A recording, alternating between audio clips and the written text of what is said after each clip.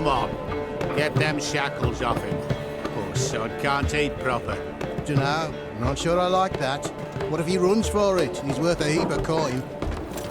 Ah, bollocks. Been holding him a week, hasn't tried a thing. Why he up and bolt now? Matter of fact, got to thinking. What did a sweet, gentle chap like him do to get the Queen of Zericania so riled?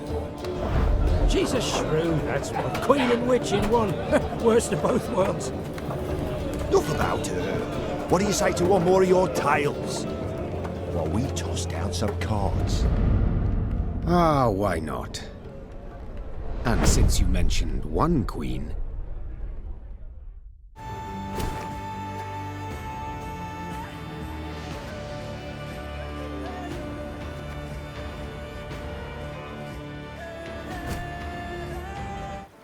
The year 1267. War hung in the air, its scent palpable. The mighty empire of Nilfgaard stood poised, greedily eyeing the northern realms just across the Yaruga. In light of the threat, the realm sovereigns met in summit. They made declarations, pledged fraternal assistance, forged alliances, and then, in good spirits, dispersed. Among them, Neve, Queen of the Twin Realms Lyria and Rivia. Know the name? Heard her beauty extolled? Justly so. Remarkable she was. Not for her graceful exterior, but for her persistence and courage. Where was I? As the Queen and her retinue neared her capital, Count Caldwell appeared. In Neve's absence, the Count was to have helped her son, the youthful Prince Willem, run the Twin Kingdoms. Caldwell had clearly ridden hard. Drops of perspiration dangled from his whiskers, his neck red and chafed from a ruff, starched stiff. Hail, Your Majesty! Delighted to see you in good health. The summit, it ended fruitfully, I hope? Yes, at its end letters were exchanged, documents signed. Paper. Time will tell of what value. That will suffice as cordialities go, Caldwell.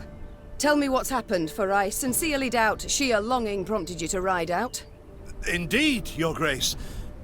Another circumstance inspired me to do so. The strays of Sparla, the bandits, I was to tend to during Your Grace's absence. The situation's gotten out of hand, I fear. Steady, Caldwell. Come now. Deep breath. All right. Speak. What has happened? Be precise. As Your Grace ordained. I set out and was nipping at the bandits' tails for long. We pursued for weeks, until scouts returned, having sighted the strays' camp in the forest near Locheren. We waited for nightfall, to surprise them as they slept. Alas, it proved a ruse. We found the tents empty. Straw-stuffed dummies round the fire. Soon, we learned that as we waited for the sunset, the strays had snuck away, rounded our positions and ridden to Hawksburn. I beg your pardon, my lord. The tax collectors. That is where they station. So the gold? All of it?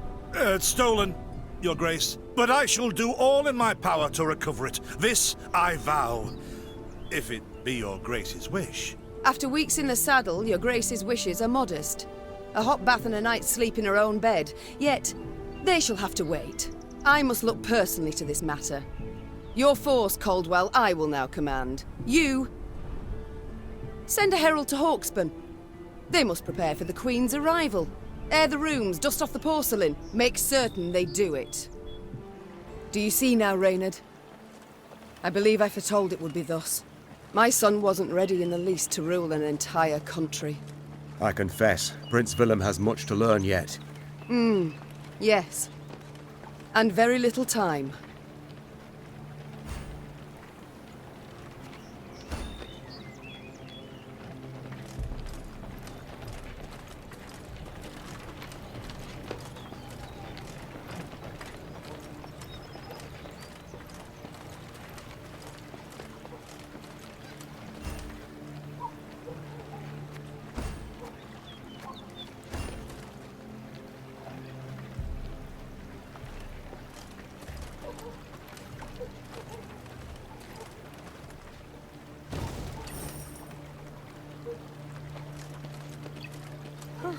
thought it were bandits riding in.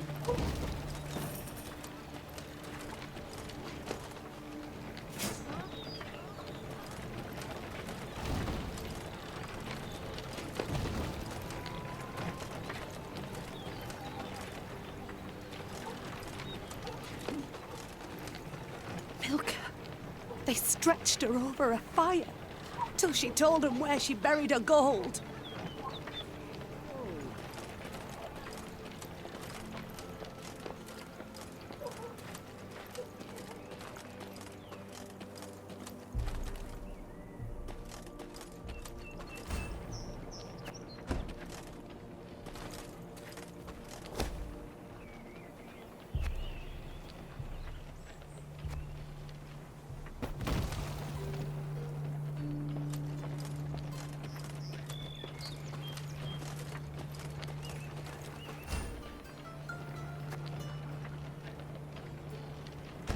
Count Caldwell rode at the column's head, scanning its flanks with a wary eye that, despite his advanced age, proved very sharp indeed. Your Majesty! Bandits! There! At the tree line! The Count's footmen, unaccustomed to escorting their queen, sought to shield her with their bodies and assumed a tight formation to do so. They were promptly knocked aside as Meave charged headlong at the bandits, brandishing her blade and bellowing a ferocious cry. Attack! Charge!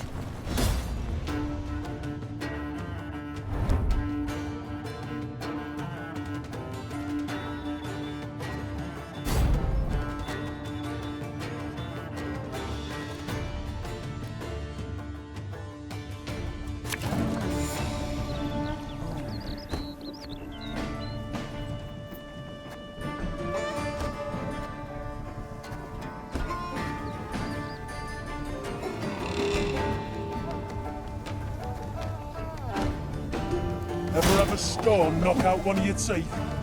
To attack the Queen? An outrage!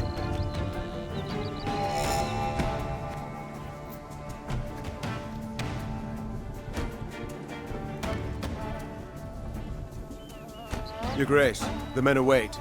You must lead to begin the attack.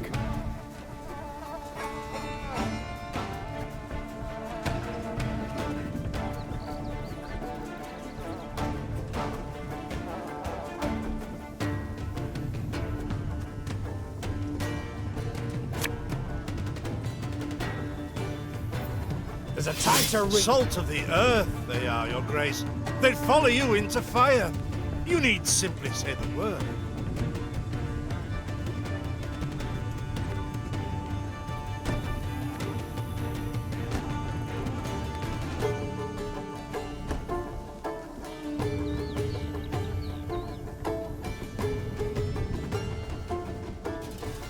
I shall teach you to respect the crown, you dogs!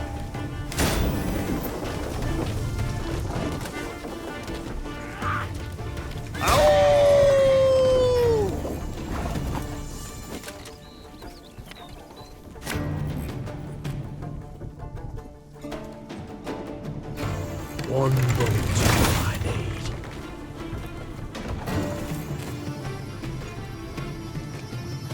Look out! Seek cover! We are bombarded!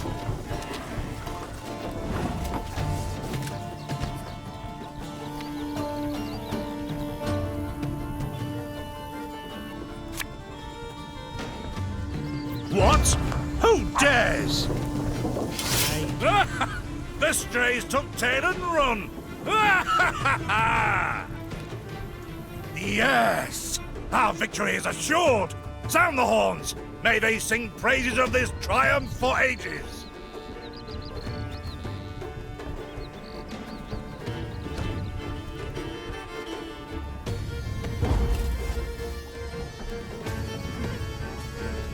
The battle's not yet done. It is better to conserve our strength, prepare for a strike that will prove decisive.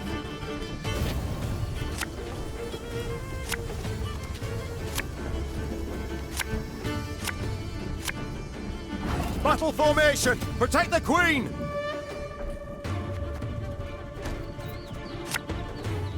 Should have listened to me old lady. Think of they are, easier they are to target.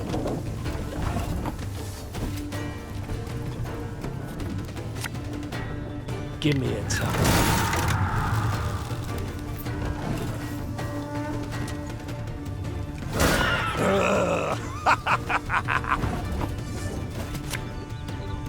Abolition, your command.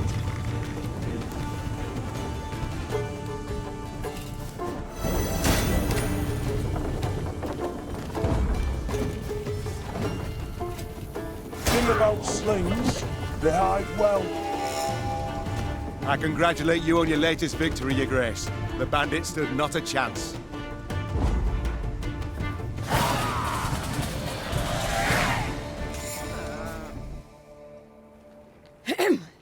Matters seem indeed to have gotten out of hand, to put it mildly. Meve said, arms crossed atop her shining breastplate. They've grown bold. Doubtless after the raid on the manor, the tax collectors. I've not heard of an ambush on the high road afore. Caldwell explained, avoiding his liege's wrathful gaze. Enough, Caldwell. We must put things right. Come! The Queen's retinue set out, cavalry in front, infantry and arbalists close behind, and, following in the rear, the bandits, bound in chains.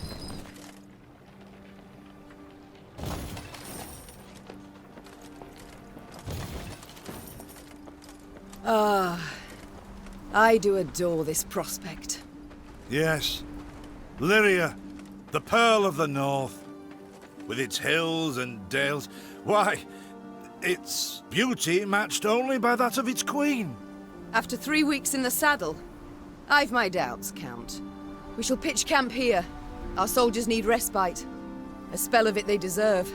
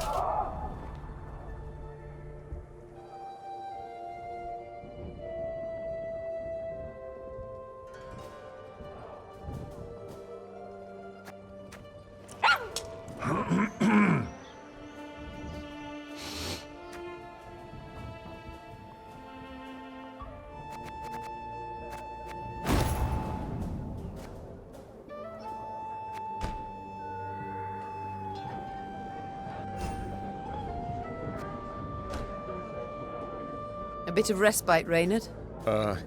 Yes. But if you've any new orders, Your Grace, I can be ready at any... At ease, Reynard. At ease. Alas, I've come to fear Willem might simply not be cut out to be a king, let alone a good one. A harsh judgment, Your Grace. Let's not be hasty. The prince is but 16 summers to him. And is thus fully grown. The crown he should be able to bear at his age. Yet I left the land in his care for but a few months, and look what's become of it. Bandits roam and loot unchecked. We might yet learn of mitigating circumstances. Events beyond his control. Would that it were so, Reynard. Would that it were so. Elsewise we must hope Ansaeus will demonstrate more wit than his brother. Though I see little chance of that either. Don't you find it wearisome sitting alone? Wouldn't you prefer another's company? Swapping tales with the innkeep, even? Your concern, I most appreciate, Your Grace. But I prefer silence. Has it always been thus with you? Ever a man apart? Quite the contrary, Your Grace. As a youth, I gloried in company, delighted in conversation. So what was it that changed you? That delight nearly cost me my head. But do you truly not know the tale, milady? How I came to be your departed husband's aide? I don't, but would gladly hear it. I had but 20 winters behind me when I enlisted. Yet I was granted the rank of lieutenant from the start, not by merit, but by birth. The respect of veteran officers, both my peers and seniors, that they could not grant. Nor did I deserve it. To earn that respect became my driving aim. And to seem wise beyond my years, I began spouting off about the king's decisions. This maneuver Reginald botched, that he failed to think through, and yet elsewhere he'd blundered like a schoolboy.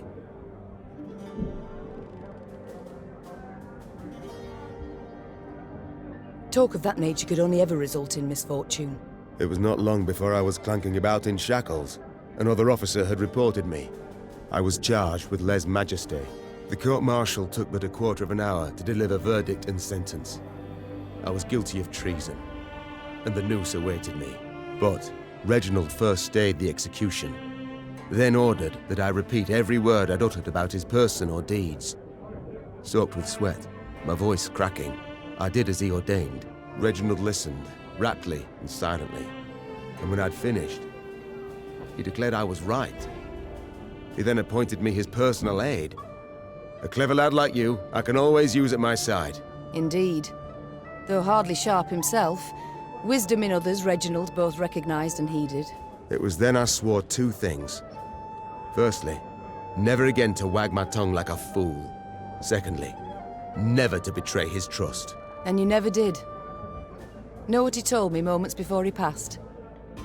Trust none of them, Meave, save Reynard. The old sod was right about that, at least. I thank you for sharing that tale, Reynard. Truly.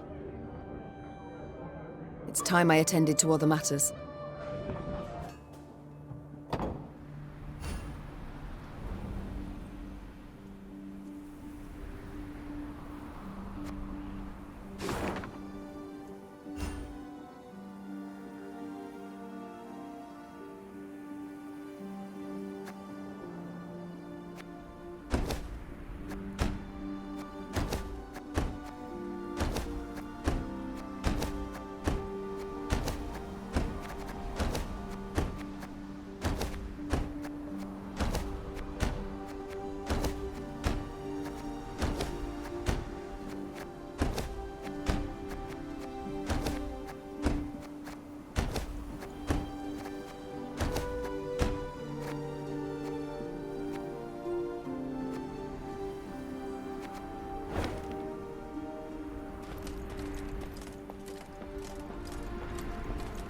Is this what I pay taxes for? To be robbed along the high road, and in broad daylight, no less? Were it not for mandatory merchant routes and stacking rights, why, I'd have gone round, through Sodden.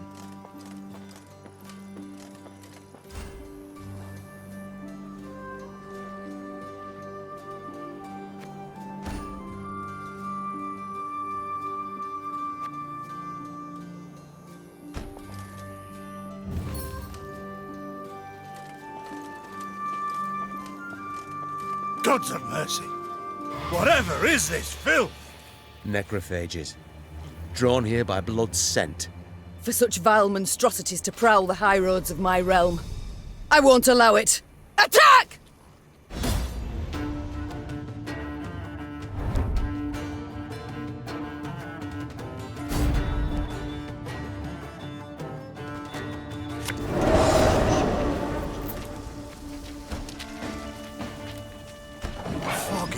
Daylight, with the heat positively sweltering. Have we to do with some manner of sorcery? We shouldn't exclude the possibility, my lord. And great caution we must exercise.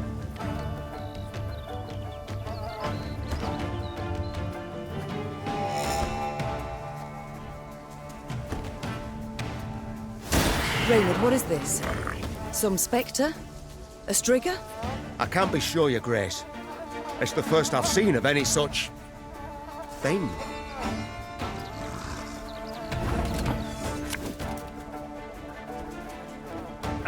Should have listened to me old lady.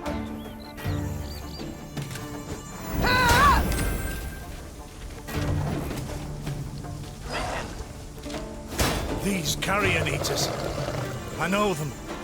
Appeared on my estate last spring, enticed by the corpses of those of my sheep that fell.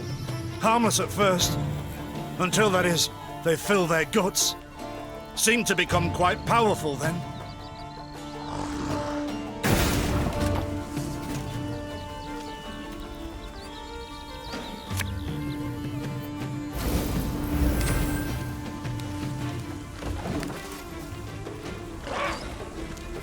Fearsome they look, true.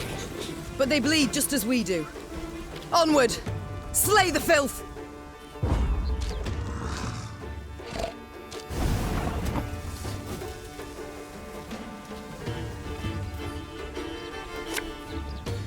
Abolition, your command.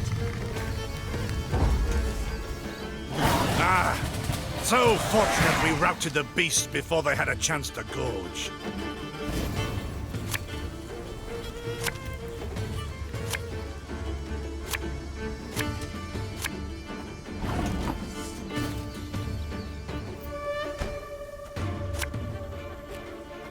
This harvest, we'll be reaping black-clad heads.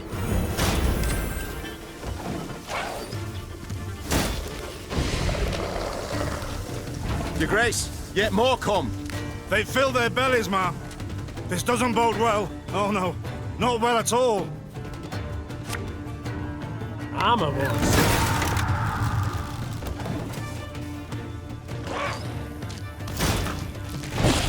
Curses. Strong as steers they've grown. And they show no fear. Frenzied, my lady. It's bloodlust. They lose all instinct to survive, feel no pain whatever. I've witnessed this before. Your Majesty, we must give ground. Fall back. We can't win. Must minimize our losses.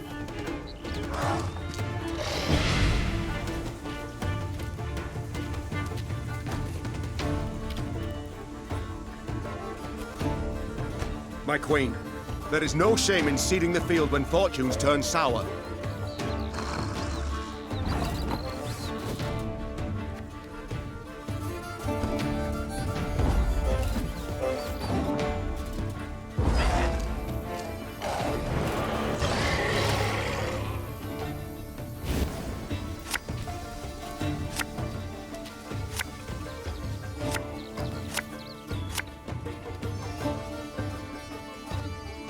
Victory must be ours now. We shall not retreat. Arms at the ready. Attack! Look there! Yet another abomination. That stench. My salts. Where are my salts?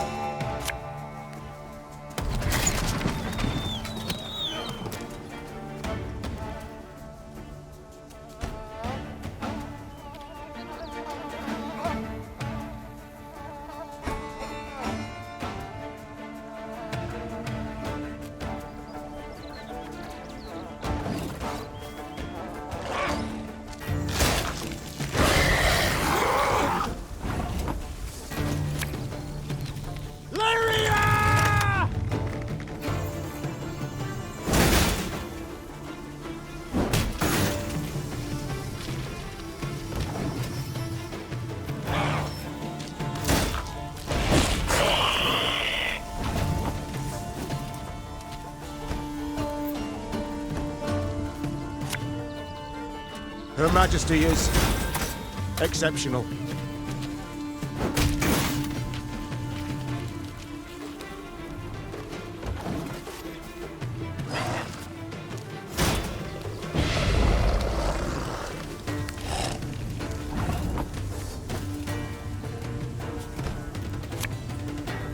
One boat. The beasts hadn't a chance against us. Victory is ours!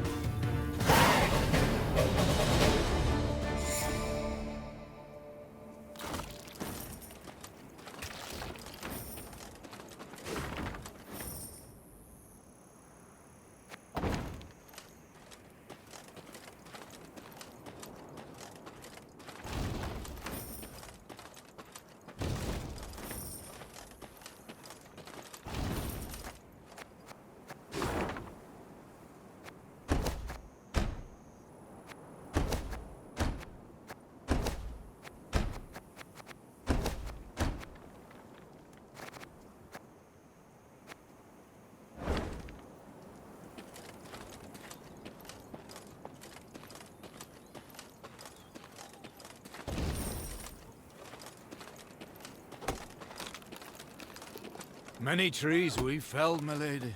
Might you have need of them? So, take whatever your heart desires.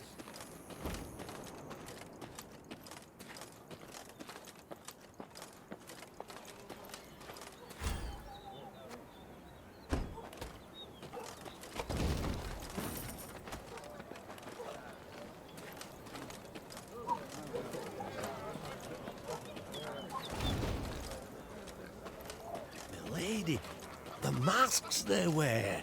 Have you seen them? They've fangs, snouts, horns. Like a right proper nightmare.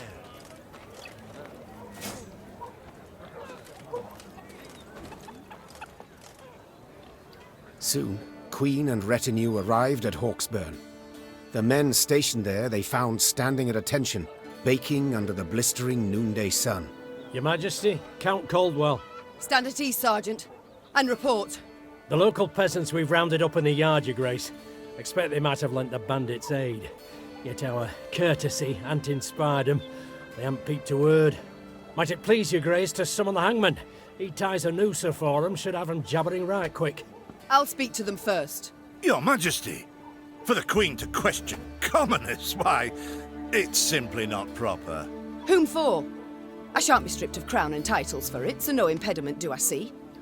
Lead me to them. Bow low for your sovereign, Her Majesty, Queen Meve of Lyria and Rivia. Ha' mercy, Your Grace. We bear no guilt, we simple folk. Calm your hearts, good folk. Though your queen I may be, you are subjects, not slaves. Meve extended a hand, the royal ring gleaming upon it. Unfamiliar with protocol, a pleb gripped it firmly and gave it a shake as hearty as a good scrub in the tub. My, we shall be addressing one another by name afore long. This is an outrage! Guards! Grab him!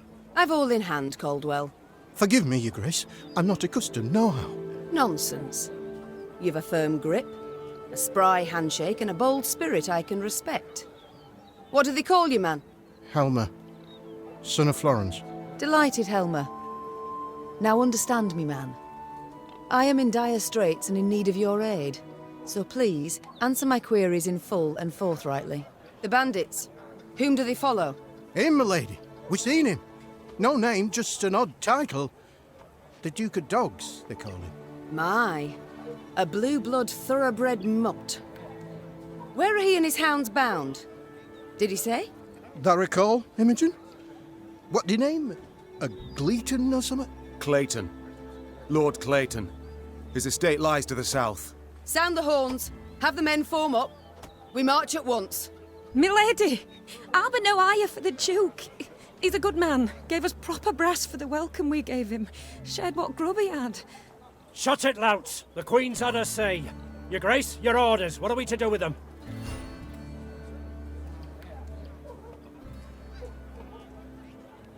Leave them be. The harvest draws close. Hard work.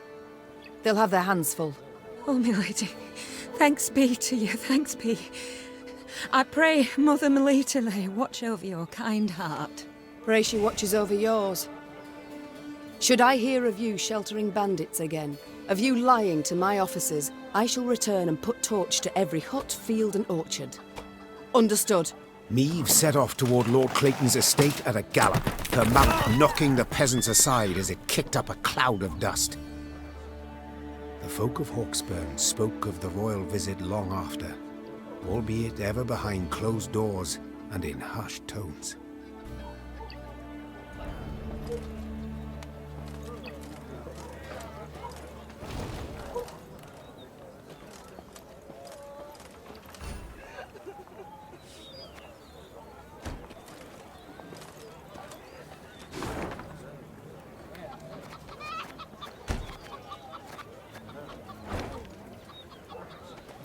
What is this, Reynard? Bandits attacking royal tax collectors in broad daylight. They shall pay dearly, your grace. They shall indeed. And not only they. Rot has crept into Lyria, Reynard. My kingdom has been poorly kept.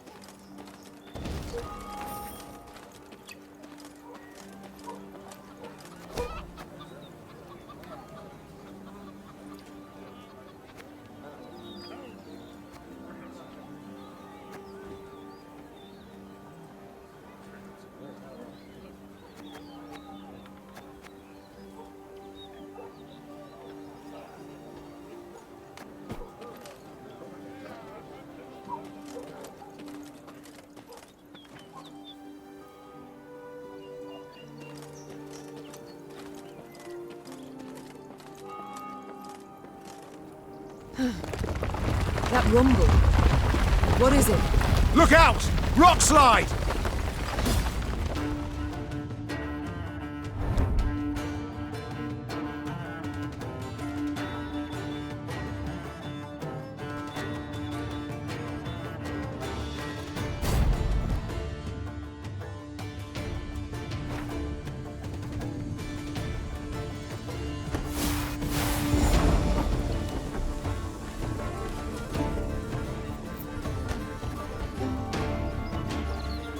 The bluff crumbles! Fall back! Save yourselves! Your grace, the wagon. We can use it as cover. Forward. We must move it forward. What now?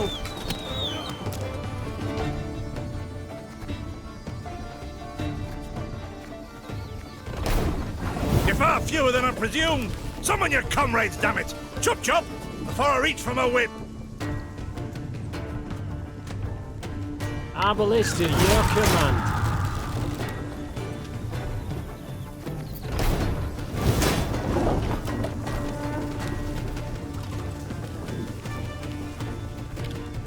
Armor won't say. Ha!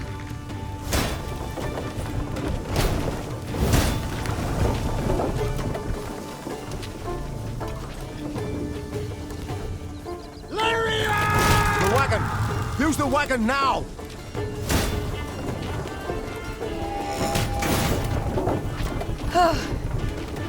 We've come through, Reynard. I thank you.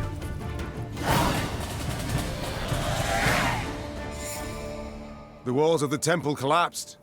The buttresses doubtless damaged by something. Or someone. There's naught we can do here. We ride on.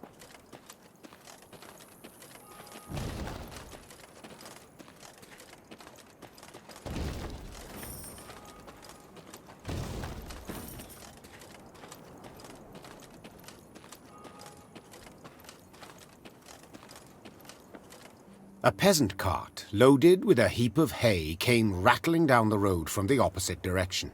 Clear the road! Bellowed Count Caldwell, standing in his stirrups. Make way for your queen! The peasants obediently turned their cart into the roadside nettles.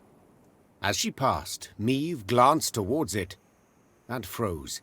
Atop the hay bale lay a badly wounded man gripped by fever. The thick, sweet stench of rot wafted from his bandaged legs. Gods. Who did this to him? Meave asked. Bandits? Nay, milady, replied the cartman. 'Twere a beast. Out to the east, down Wetterton way, lies a boneyard, old as the elves, they say. The peasant continued. Clayton was setting snares round about there. Came running back to us, drenched in blood, rattling on about a long-haired wench come climbing out a grave. We's taken him to the good sisters of Melitele here on bridge. Perhaps they can help him. I'm certain they can. And will. Replied the queen. though just looking at the wounded wretch, she knew he'd expire before nightfall. God speed you on your journey. The Queen whistled, and her mare resumed its trot. Shall I send for a witcher, Your Grace? Caldwell asked. One of those freaks should make short work of the monster. Until we apprehend the bandits, I shan't allow a single soul to leave our company, even on such an important mission as finding a witcher. Meave replied. Any who did would be captured at once. But, if fate brings us near Wetterton, perhaps we'll see to this monstrous harridan ourselves. Your Grace, we've only just fought beasts and scarcely escaped with our lives. This she-beast will take a silver sword. Magic formulae. Yet a dozen arbalists will have to suffice. The Queen said, calmly but firmly. And please, Caldwell, do stiffen your spine a bit. Now onward.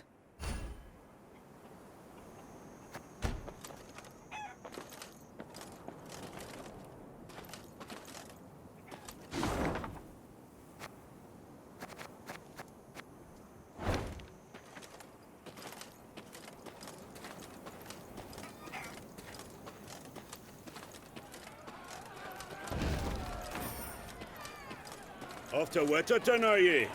Bonny tune that. Just the folk are beyond shite.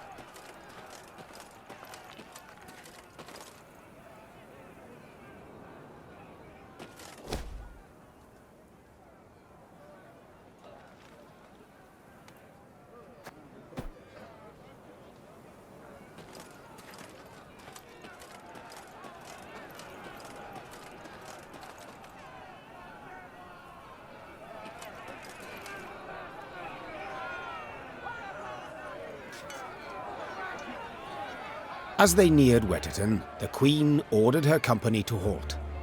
She then sent men to the town for supplies. Those sent returned more quickly than she'd assumed they would, their satchels empty, their mounts foaming at the mouth. Your Majesty, the townsfolk have gone right mad. Herded all the elves and dwarves at Market Square. 'Tis a slaughter. The Queen knew well that if she failed to intervene, the town's streets would flow with non-human blood. Just as she knew her meager force might not subdue an enraged crowd. What is your command, Your Grace? Reynard's question pierced the silence. What can it be, dear friend? Answered the Queen, then spurred her mount and rode off towards the town. Her troops followed, running as fast as their legs would carry them. When they passed inside the town gate, they saw corpses lining the gutters. Meave realized she had arrived too late to prevent a tragedy. The crowd was drunk on blood. Its rage would need to be quelled with an iron fist.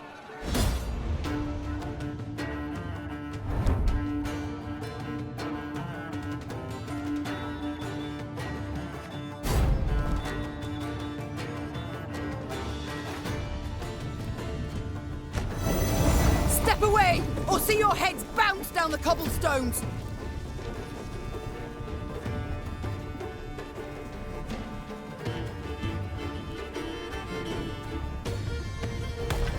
Reynard, who started this? I must know.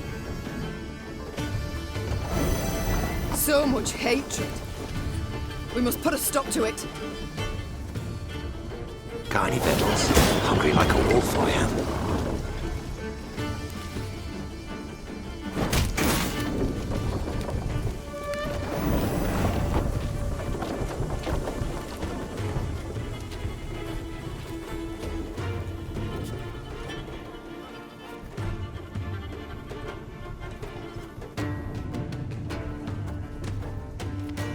We must trust it. Strike the largest clusters! Disperse the mob!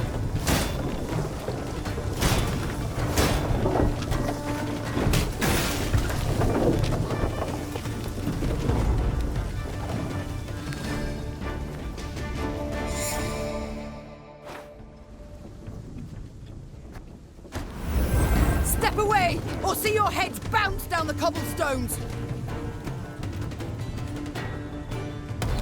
Reynard, who started this? I must know. So much hatred. We must put a stop to it. Got any victuals? Hungry like a wolf, I am.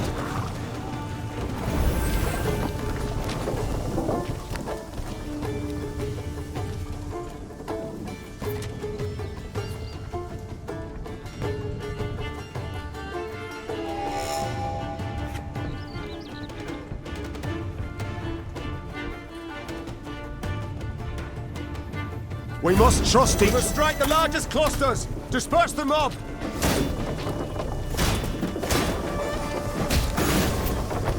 God save us! There's killing everyone! Run for your lives! Happily, Niamh restored order without suffering any losses. Reynard then learned that a nobleman's ire had triggered the violence, ire at having discovered a theft. Suspicion fell on the non-humans he employed. He accused them, they protested, and the row soon engulfed the town. But there's something else, Your Grace. Reynard gestured towards an aged man who stood grieving, his face in his hands. I've witnesses who claim the strays of Sparla are the thieves. Though the tragedy seemed the result of a misunderstanding, justice would have to be served. Those responsible for the slaughter would need to be punished. The question was, how severely? You are guilty. That can't be denied, said the Queen, turning towards the bloody rioting's instigators. A false rumor you took, and turned into a cruel lynch. Thus punishment is your lot. A public lashing, fines, imprisonment. But you shall keep your lives, for enough blood has been spilt here this day. Wetterton's inhabitants breathed a sigh of relief.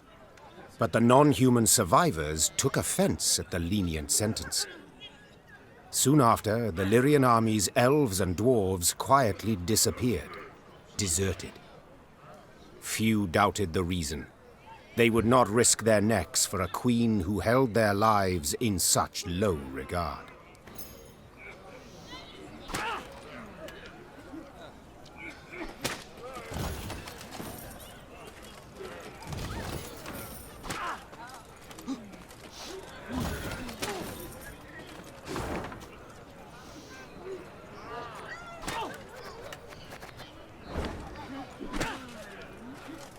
They should have stayed put neath their mount. We'd not have had no problem then.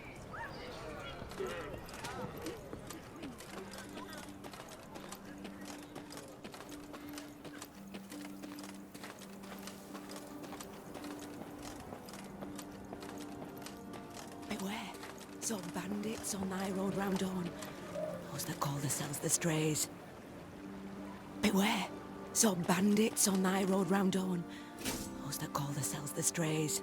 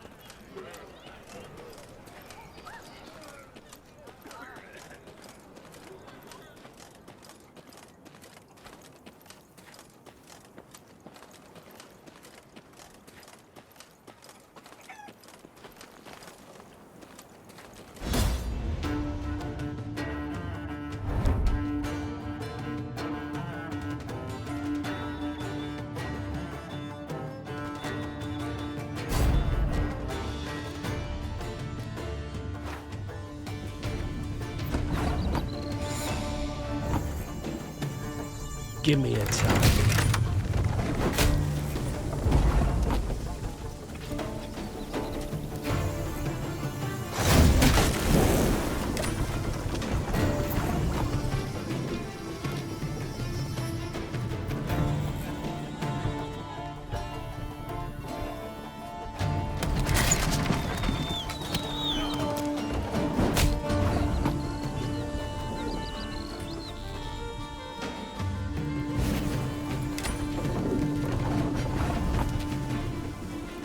Arbalist at your command.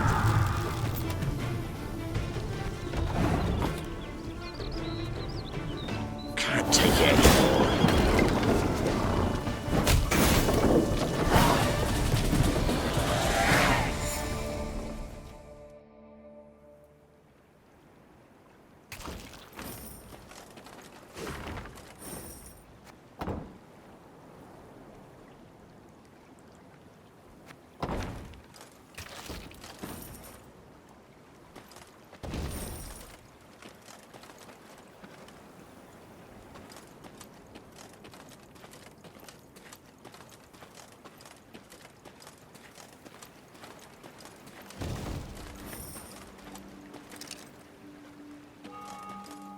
Kneel and pay homage.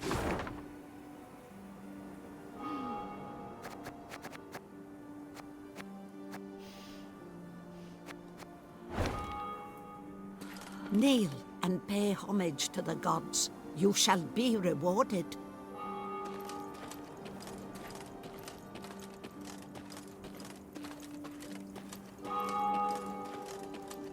Travelling the high road, they heard the bells of a temple to Mother Melitele, situated at some distance. Meve turned towards Reynard. What have we today? A sacred feast? Not that I recall, Your Grace. The Queen's brow darkened, her hands clenched into fists on her reins. Then they sound the alarm. Follow me! Stained glass shards glinted in the grass. Bits of down, ripped from quilts, wafted through the air. The priestesses, gathered in the yard, were seeing to wounded pilgrims, setting toppled, oft beheaded or armless statues back on their feet. What happened here? The strays of Spala fell upon us. Sighed the prioress. Stole the offerings, the monstrances, holy books. My lady, I implore you, come to our aid, recover what's rightly ours. Ever clever, Meve's scouts soon discovered the bandits' tracks. They led to some thick hazel groves east of the temple. The perfect place to hide, or to lie in ambush. It's all come clear now. Sabotage. 'Twas the bandits who weakened the walls. The good mother warned us. Hard times lie ahead. Wheel ruts. The strays, no doubt. They must be nearby.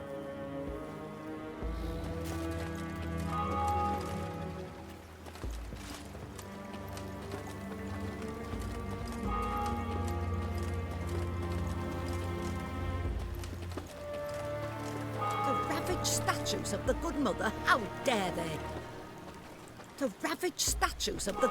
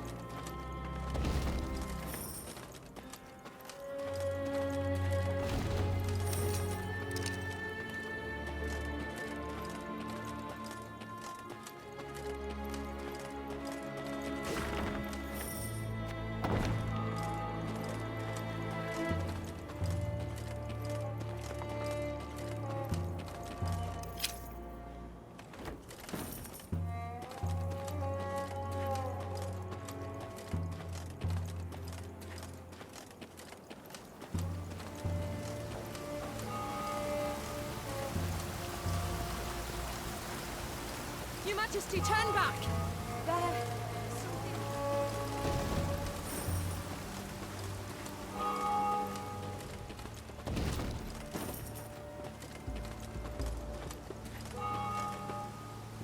The dead, as they rest, are disturbed. Something digs up their graves, opens their tombs.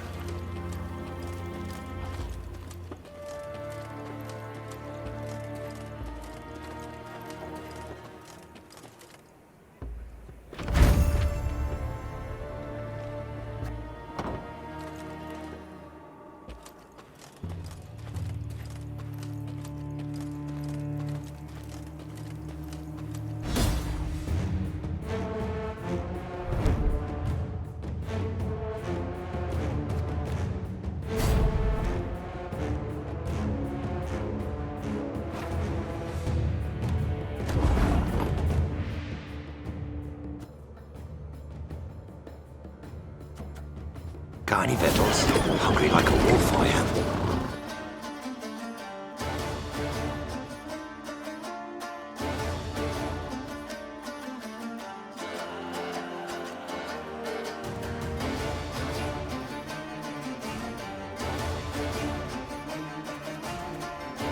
One bolt I need. Give me a time.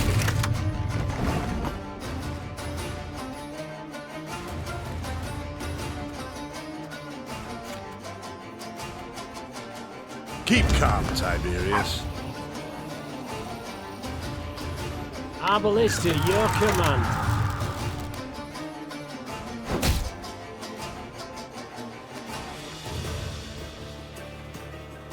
Armor won't say.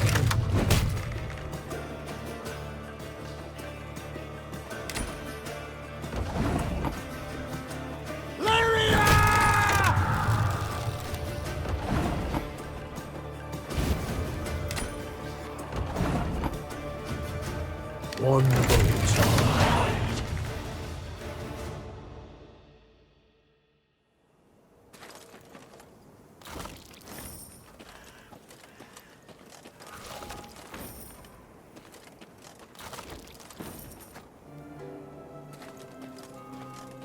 Your Majesty, you return. Our prayers have been answered. May the Mother Goddess watch over you.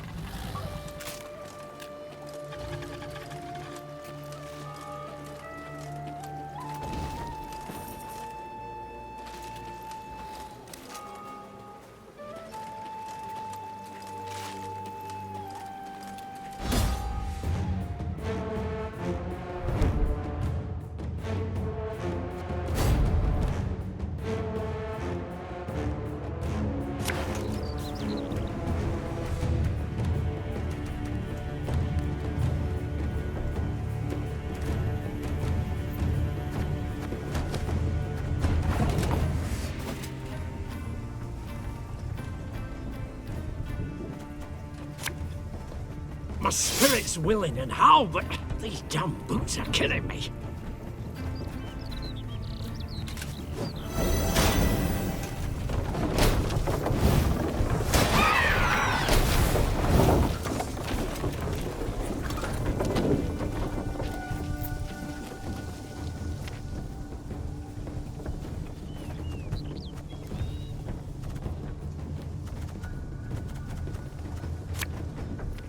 Give me a target.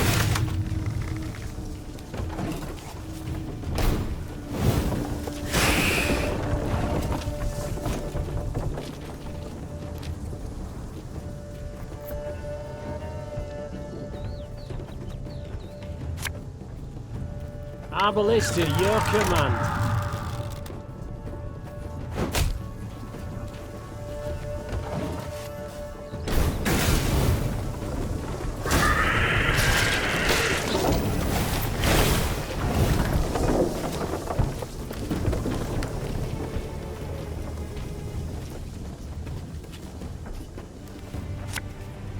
There's a time to reap, a time to sow, and a time to die.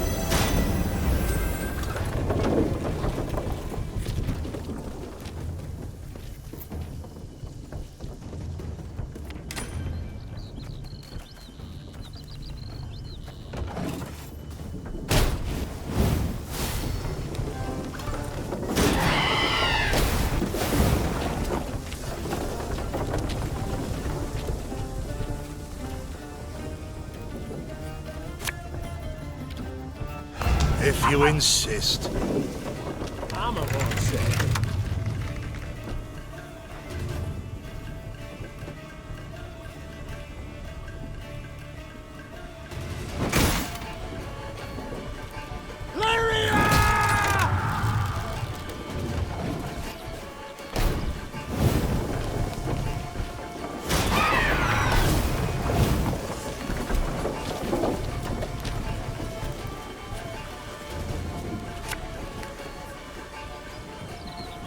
Aye.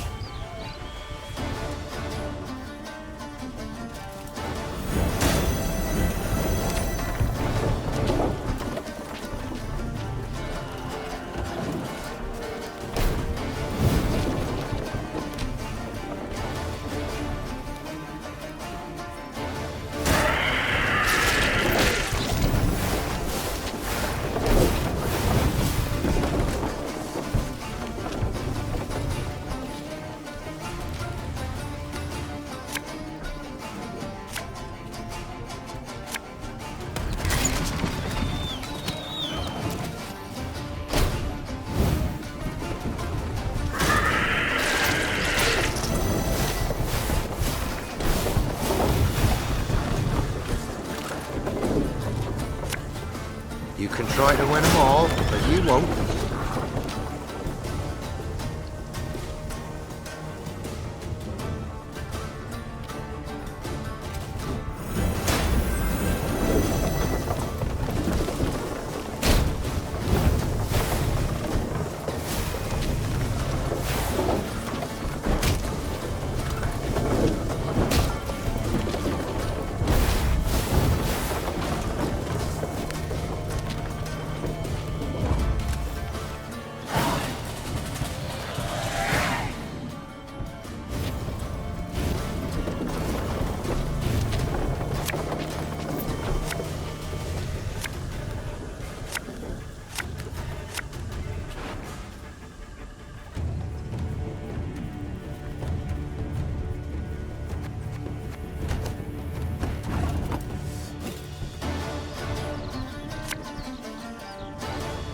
Should have listened to me, old lady.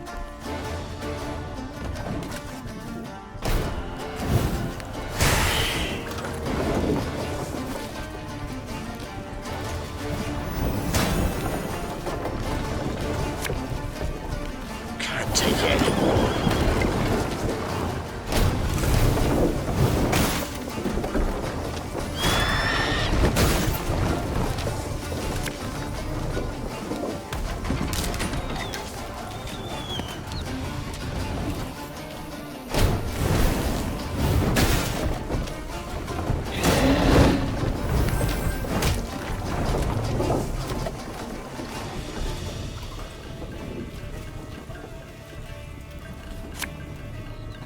Again and again and again.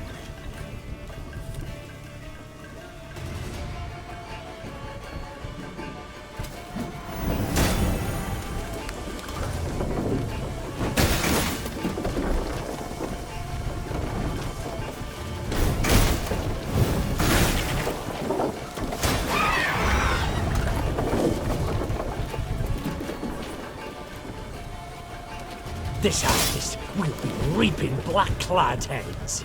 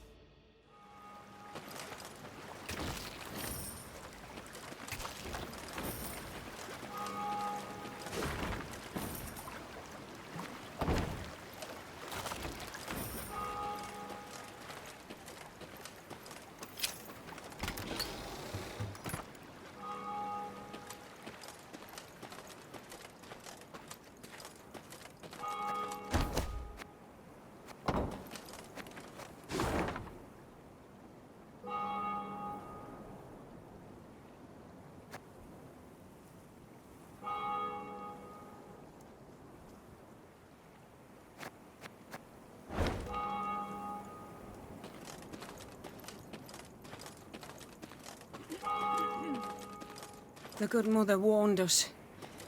Hard times lie ahead.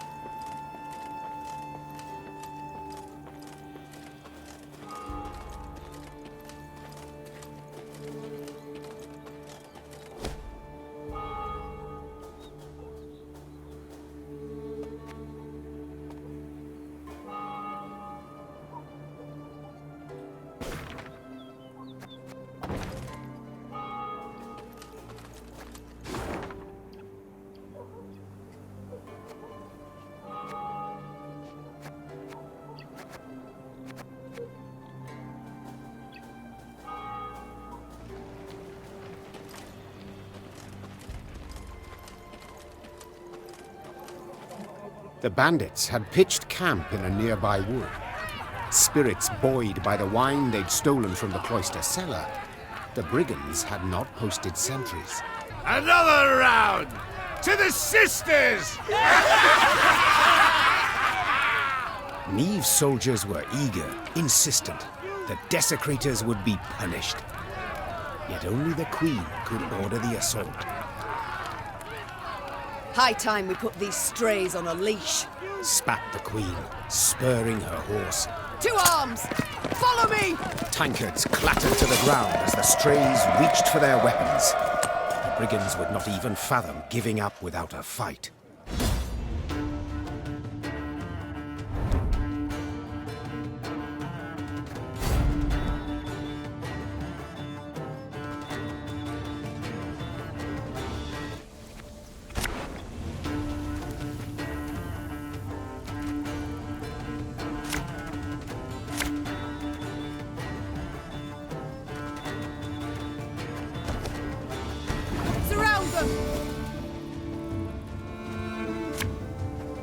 Should have listened to me, old lady.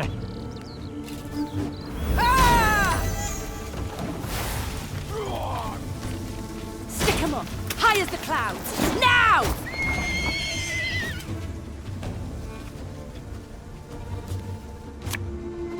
Again and again and again. Looking to dance, mate?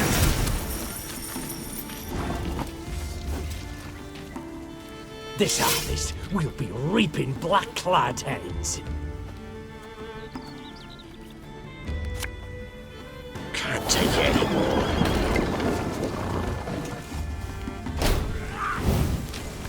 What you looking at? Regroup! Our ballista, your command.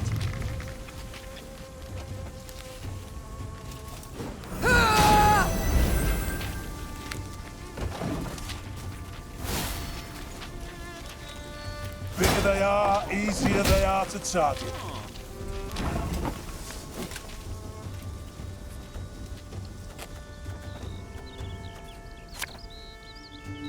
Armor wars.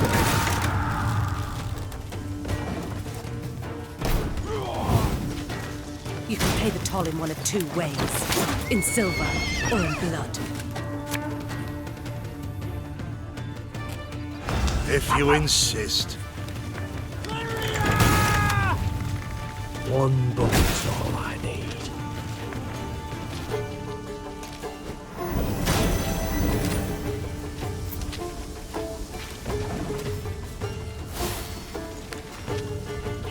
See if he's hid any coin in his pockets. Or his owns.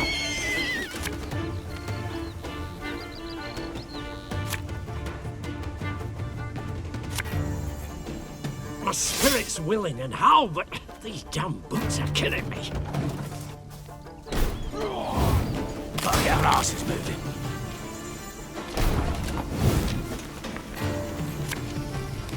tell me you jest.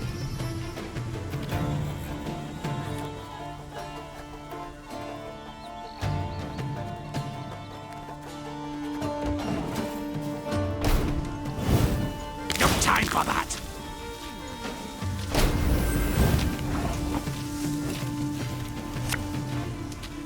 Give me a time.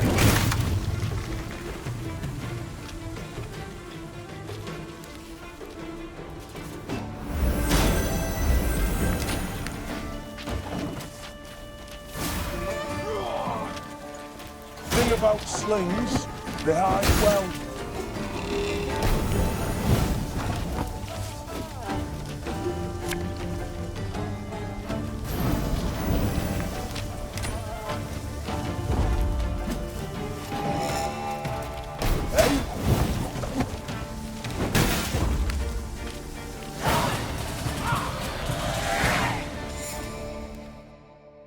The Queen's company defeated the bandits and recovered the loot. Silver chalices, reliquaries lined with mother-of-pearl, gold-embroidered robes. The priestesses would be grateful to have their treasures returned, Your Grace. They would pray ardently for your victory. Reynard opined. Yet, you could also keep the silver, expend it on the war effort. And who's to say which, prayer or coin, would be more useful? Hard times the realm now endures. The Queen said, after a pause. Yet this can't justify a lapse in principles. No. We must defend them all the more. Meve ordered everything returned to the priestesses. All of it, down to the last gulden. Moved by the Queen's gesture, some of the novitiates joined Meve's ranks, aiming to bring succor to any Lyrian wounded in battle. Queen and company rode off with no gold to show for their toil, but most certainly richer in spirit.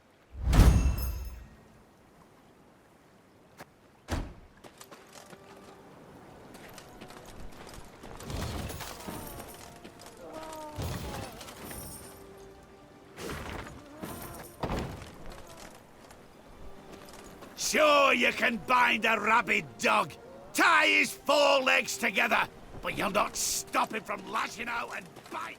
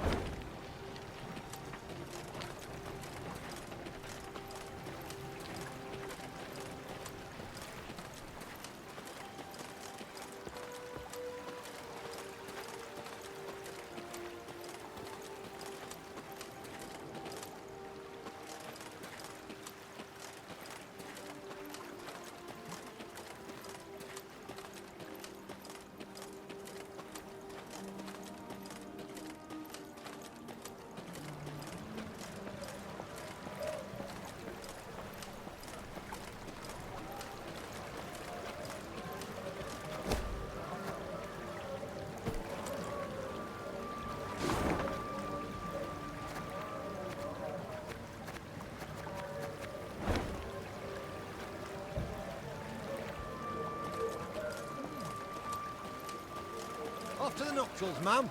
Or to cross this bridge here, then ride on straight as piss. An arrow.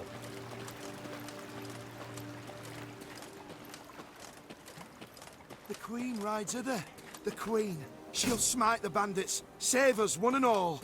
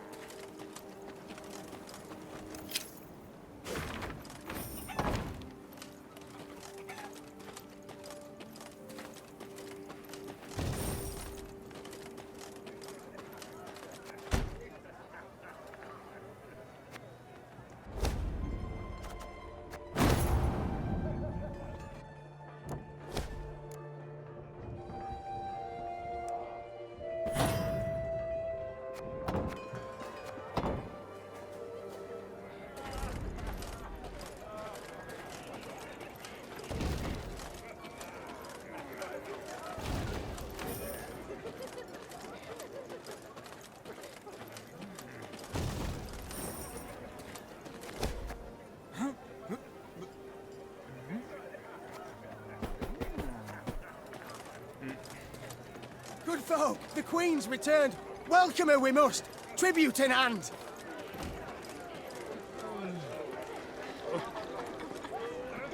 Maeve's ear suddenly caught brisk music and voices raised in song. She had no doubt. A wedding ceremony had just begun in a hamlet just off the high road. When the bride's father spotted the royal retinue, he rushed up to beg the Queen to bless the newlyweds. Maeve obliged cordially.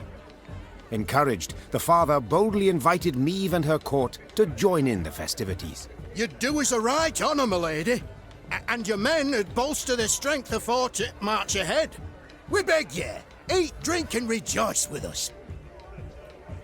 I haven't slippers to dance in, but I trust I'll manage somehow.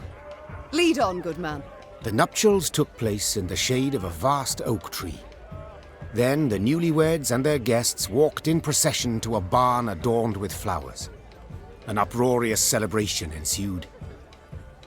As she watched her soldiers dance shoulder to shoulder with peasants, Maeve felt a surge of pride at being their queen. The heart of Lyria. It beat most powerfully here, not in the gilded halls of palaces. Suddenly a cry went up as strange armed men rushed into the yard. There's the lass! Grab her! Before anyone could stop them, the bandits took the bride and fled into the woods. The drums and fiddles, suddenly silenced, were now replaced by weeping, moaning, angry calls for pursuit. Deep grief upon his face, the host turned to Maeve with a plea. Milady, we beg of you, help us! We'll not leave you wanting, good man. Shouted the Queen, slipping her feet into her stirrups. Follow me! Here! The earth trembled beneath the weight of horse and hoof. Tankards laid out for a midnight toast to the bride and groom clinked prematurely in the quake, and the Lyrians charged forth into the dark wood.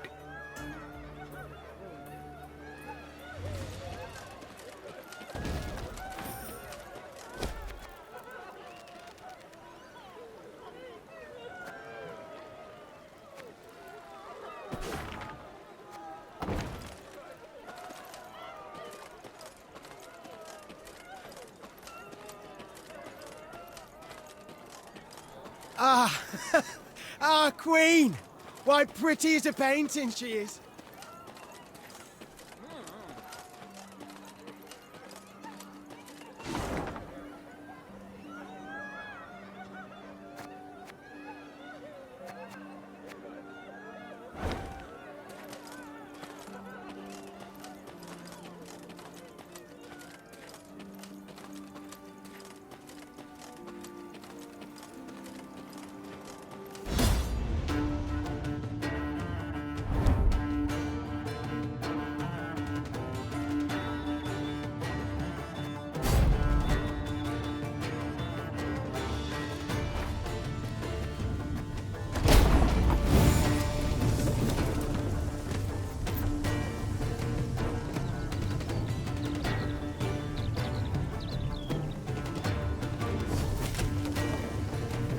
Army's a waste of time for one like me.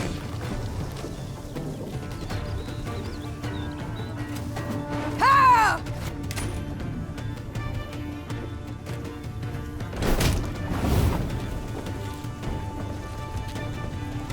I'm coming.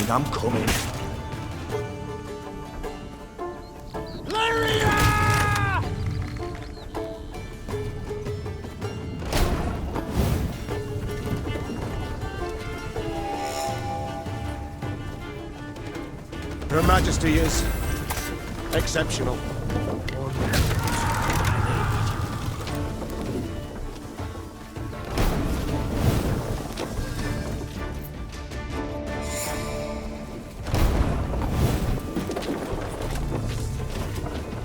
Again and again and again.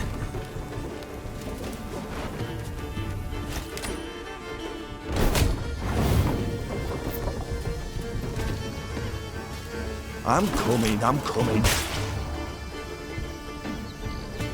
Discipline shall bring us victory! One moment's all I need.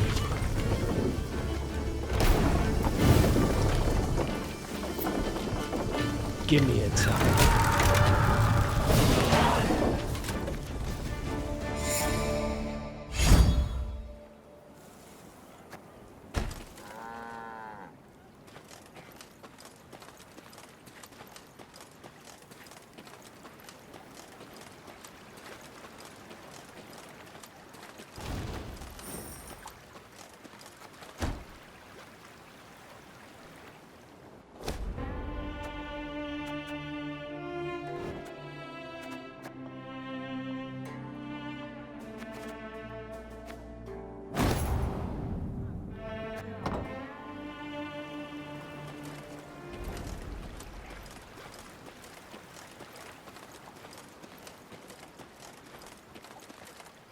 Though the Lyrian cavalrymen had imbibed spirits throughout the night, they not only managed to stay upright in their saddles, but even gained on the bandits and cut off any chance of escape.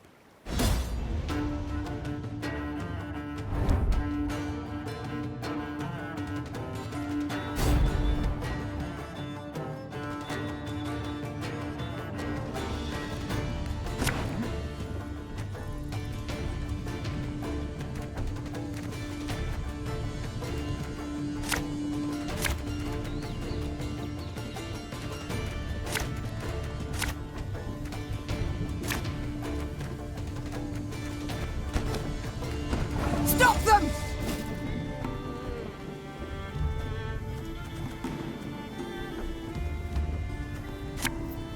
Ours is not to reason why.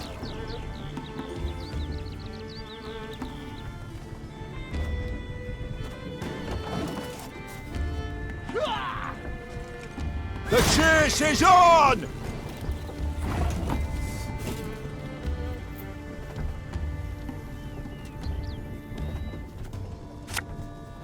One boat's all I need.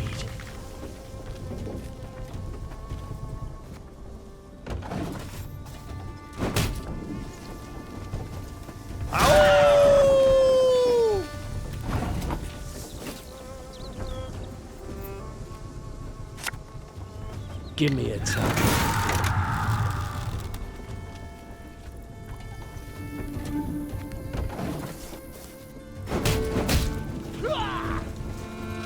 Watch your heads! They flee! We must stop them! Time I taught you some respect! I'm listening to your command.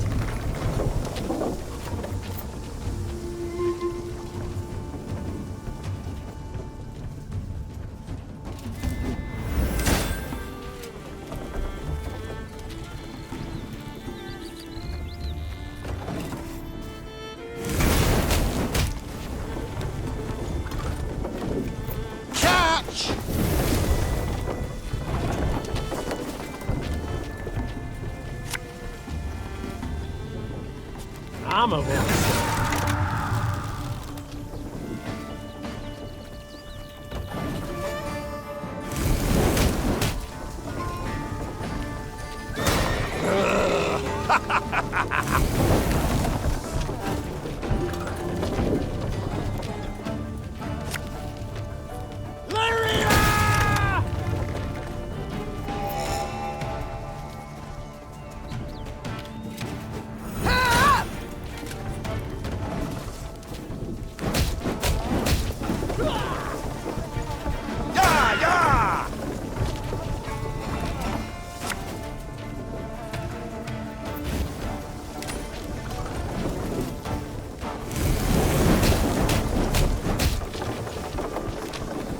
Ever have a storm knock out one of your team?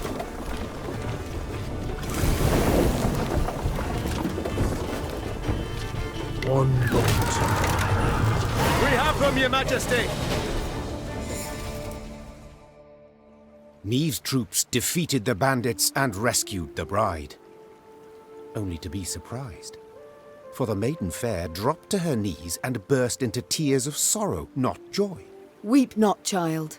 The queen said, placing her arm upon her shoulder. It's over. You're free. Nay, not so, Your Majesty. My lady, I've no love for Jan. No wish to wed him. It's my father! My family forced me! My heart's Fimbers! He arranged the masquerade! I beg ye, if you've 1 ounce of kindness, if you've a heart, let us leave this place together and free!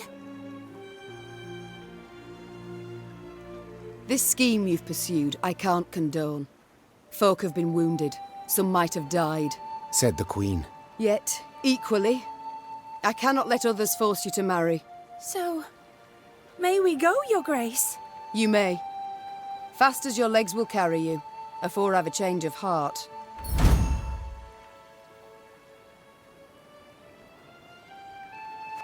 Though none dared utter a word of chagrin, Meve sensed her subjects' bitter gazes upon her. At the first light of the morn she left, without so much as a nod goodbye.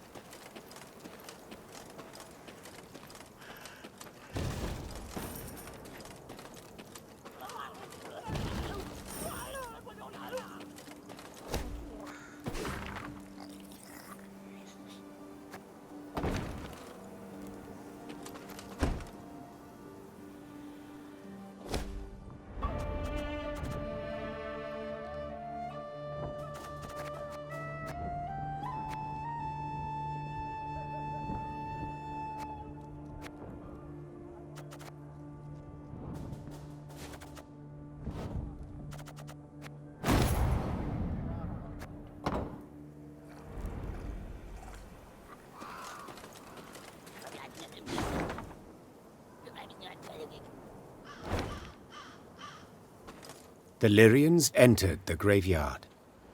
Crickets chirped in its tall, windswept grass, and lush green moss covered its crumbling gravestones.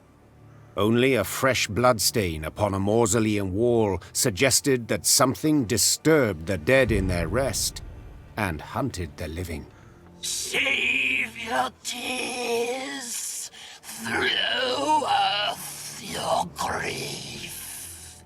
An eerie voice sang, its ghastly lament standing Maeve's hair on end. Soon your life too shall cease as you pass into the eternal glow. A pockmarked, pustule-ridden creature crawled out from behind some gravestones. It vaguely resembled a shriveled, hunchbacked hag, until its head split into two halves, forming a tooth-spiked maw. Attack! Everyone!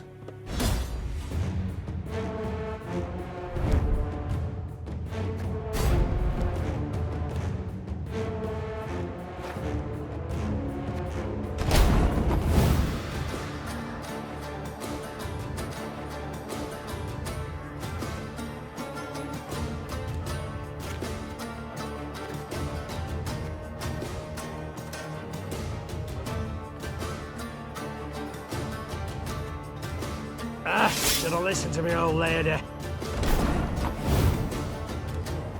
Keep calm, Tiberius.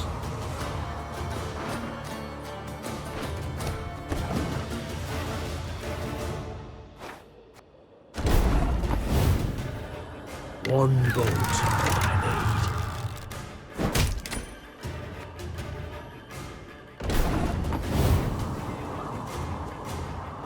A lesson in humility coming now.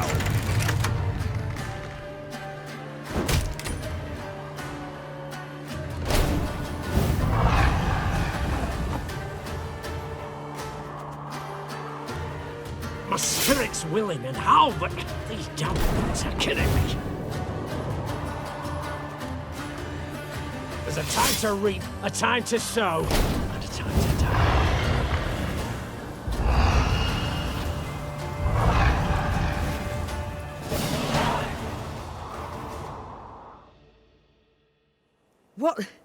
What was that filth?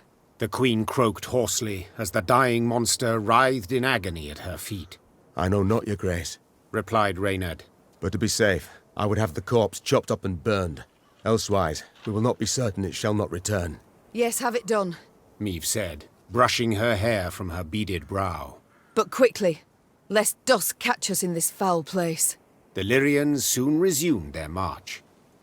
As they left the cemetery behind them, some believed they still heard the haunting dirge upon the air. Or was it just the wind, whistling past mossy tombstones?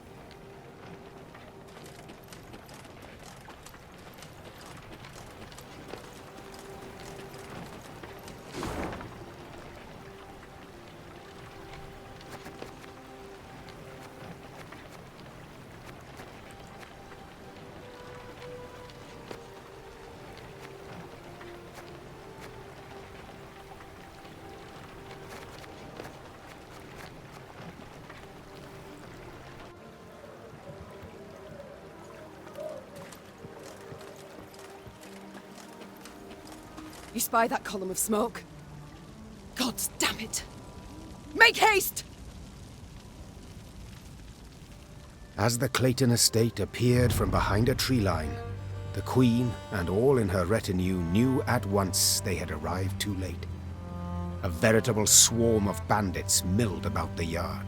Who have we here? I'll take a gander, lads. The Queen herself has deigned to come and see us. See you, then kill you. The strays of Sparla? 'Tis you who lead them. 'Tis you they call the Duke of Dogs. Aye, 'tis I they dub so. And in other pleasant ways. Prince of Pariahs, Thane of Thieves, Baron of Brigands, and Marquess of Mendacity. Colourful titles all, yet you omit one. Common cutthroat! I beg your pardon and cry foul! I am anything but common! You needn't get excited, Caldwell. Where is Lord Clayton? Sadly, my lord's no longer with us. Turned us away, you see. Denied us hospitality. A sacred right, after all. Angered the gods mightily, I expect, as he promptly met a tragic end. Fell in the well and broke his neck. I've heard enough. To arms! Attack!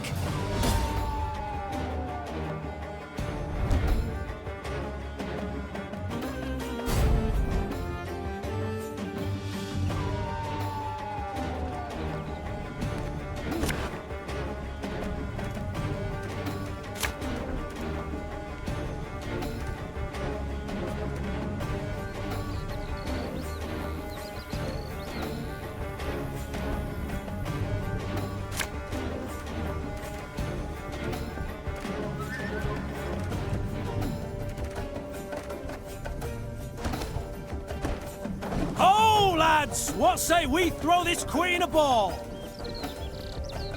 Yah, yah!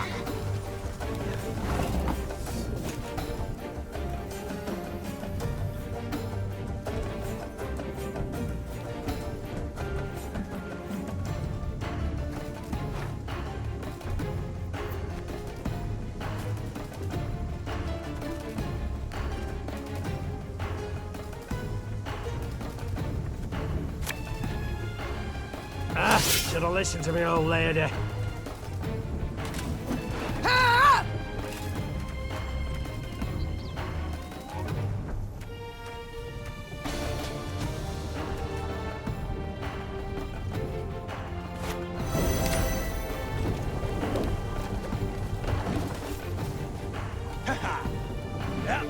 We'll catch 'em all!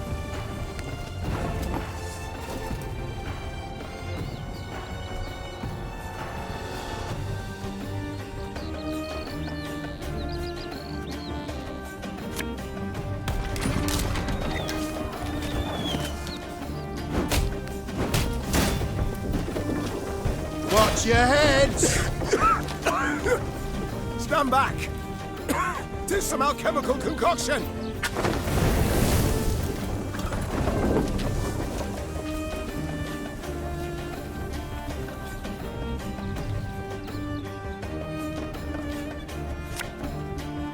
You can try to win them all, but you won't.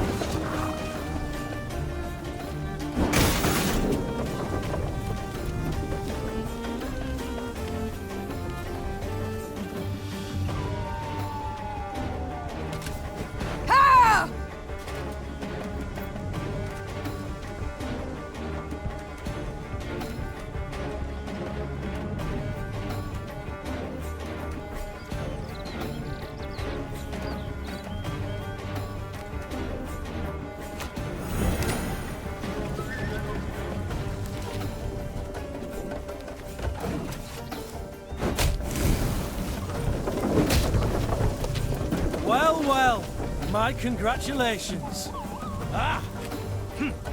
Catch!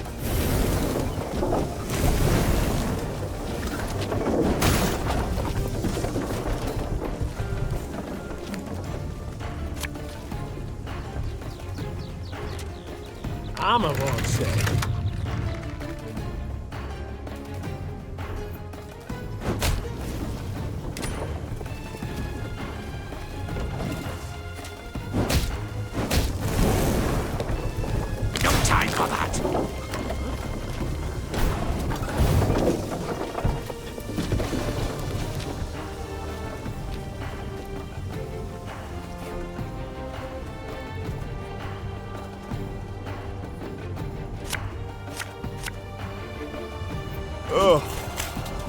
Lyrian lummoxes.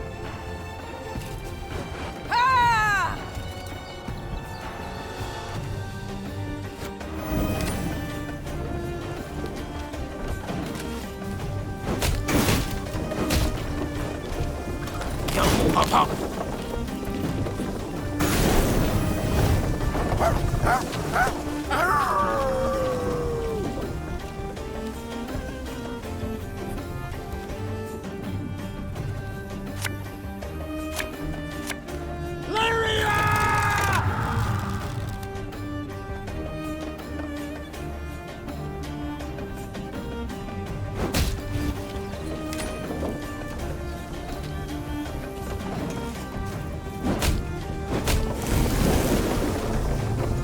Job to do.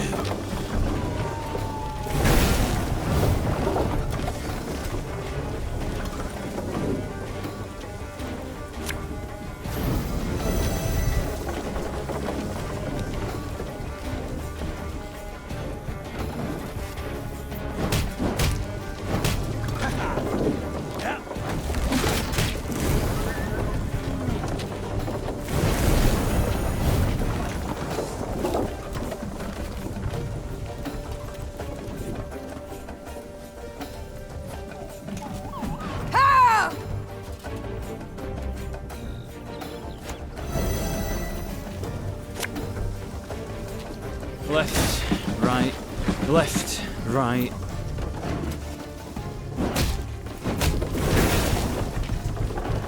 The chase is on!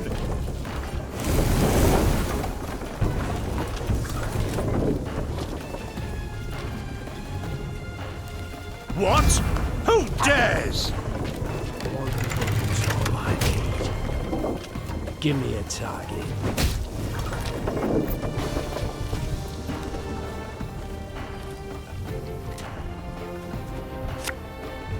You must sweat like a swine in that jacket.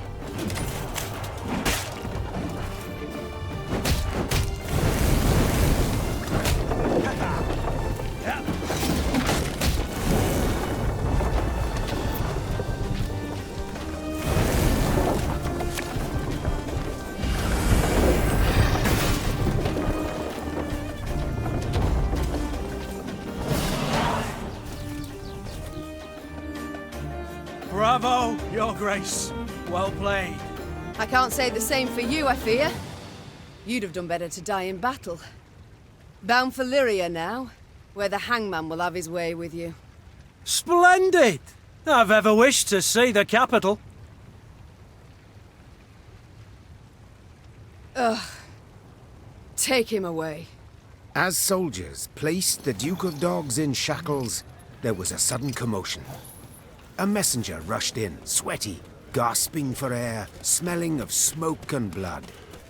His gaze spoke terror. Your Majesty, graces. Nilfgaard's crossed the Yaruga. Black-clad hordes. Villages burn. Folk lie murdered. Nilfgaard! Gods help us! They march for Dravograd.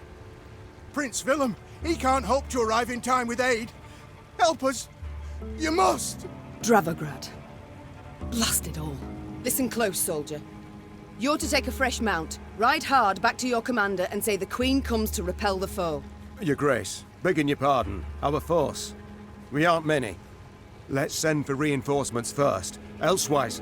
Reynard, I've seen Nilfgaard's trebuchets at work.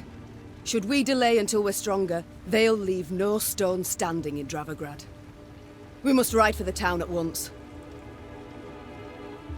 As her men prepared to march, Meve climbed the manor's tower. Smoke rose in columns in the distance. As more black pillars appeared one after the other, she knew they meant another home, another barn, another mill was in flames. Tears welled in her eyes, yet they were tears of anger. Bastards. If it's war they seek, it's war I shall bring them. Reynard, prepare to ride!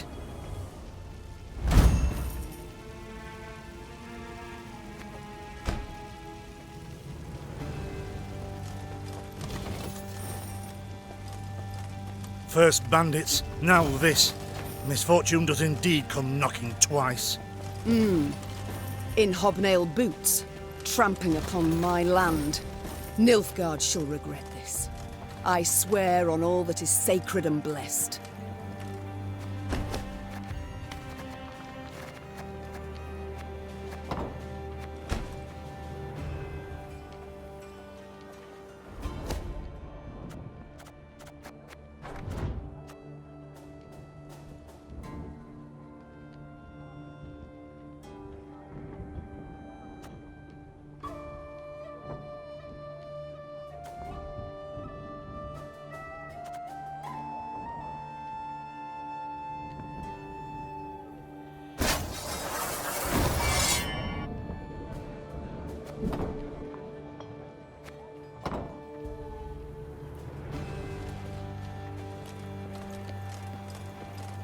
Suddenly, Meave's force found itself marching straight towards a Nilfgaardian company. To the Queen's surprise, the invaders did not immediately assume battle formation. They proceeded instead in her very direction without a sign of panic. The man leading the Nilfgaardians was clad in rich robes. He exuded pride and the scent of musk. I am Traern Vardifir, Your Majesty. I was asked to present your esteemed grace the ultimatum of the forces of the Empire of Nilfgaard. The envoy cracked the seal on a scroll, unfurled it, took a deep breath, and began to read. I, General Ardal Ebdahi, demand the immediate and unconditional surrender of Lyria and Rivia. Elsewise, I will burn down every city, town, village, and temple, place all your subjects in chains, and your armed men, defeated and captured, I will hang along the roadsides as a warning to all others in the barbarous north. As the final threat echoed in Meave's ears, the envoy put away the scroll and stood waiting for her answer, a mocking smile on his face. He allowed himself this insolence, believing the immunity accorded diplomats would shield him from any form of royal ire.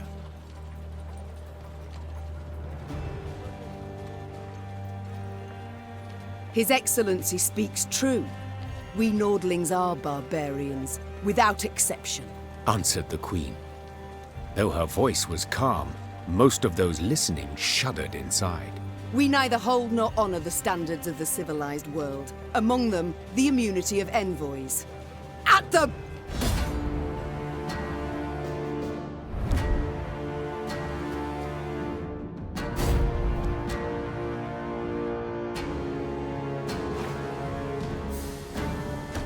This is savagery! Barbers!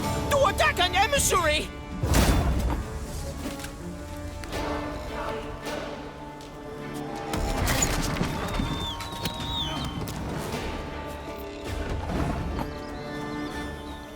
Again and again and again.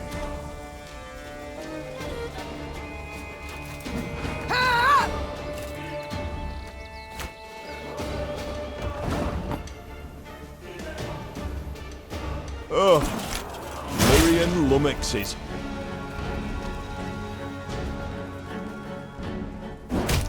My lady, your majesty, you must stop this! We must trust each other.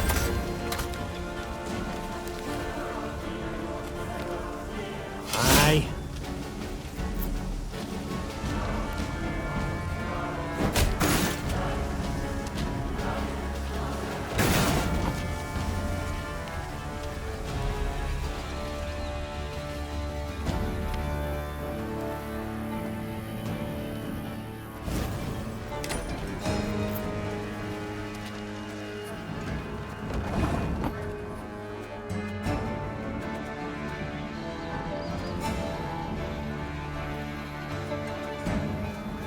Her Majesty is exceptional.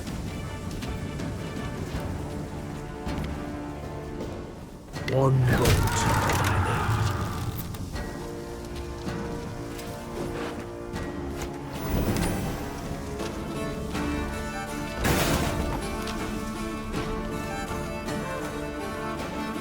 Give me a target.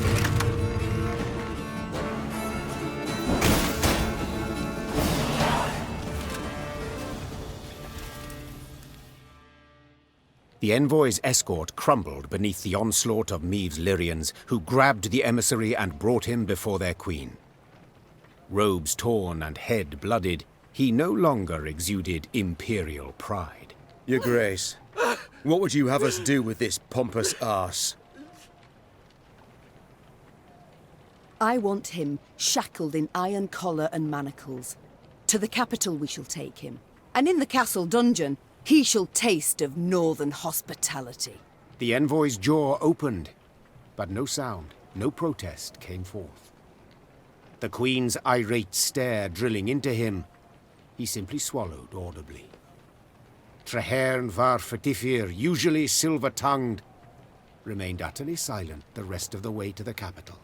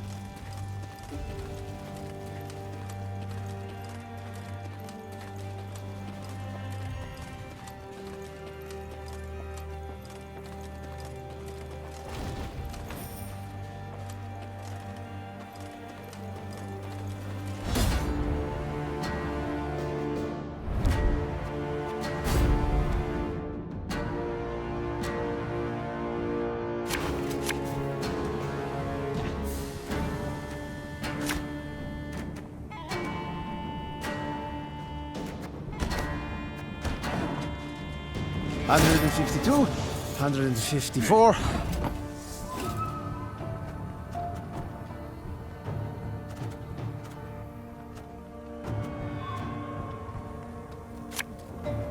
Left, right, left, right.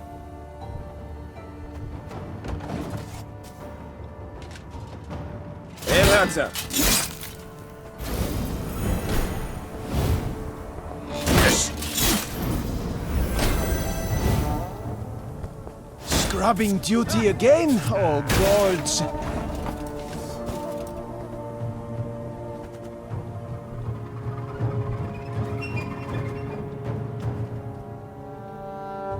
There's a time to reap, a time to sow, and a time to die.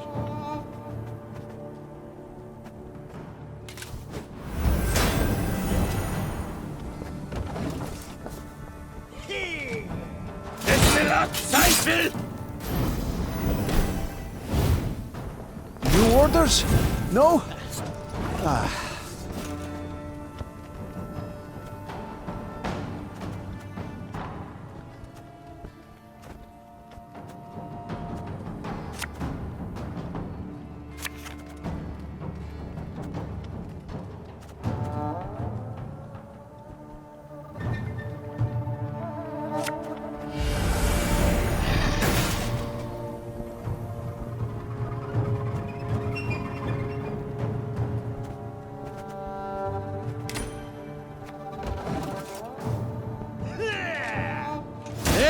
Truth!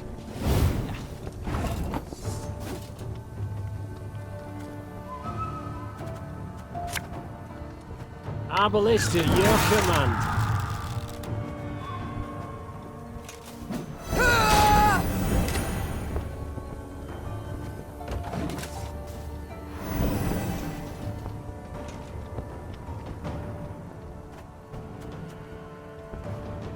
Wise choice.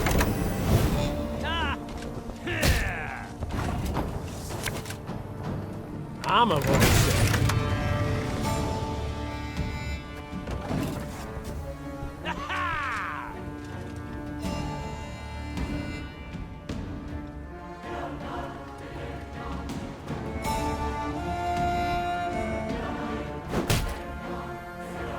My boots got sand aplenty in them.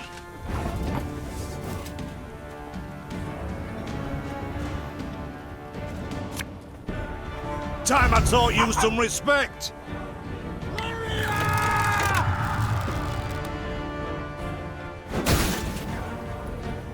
One bullet's all I need.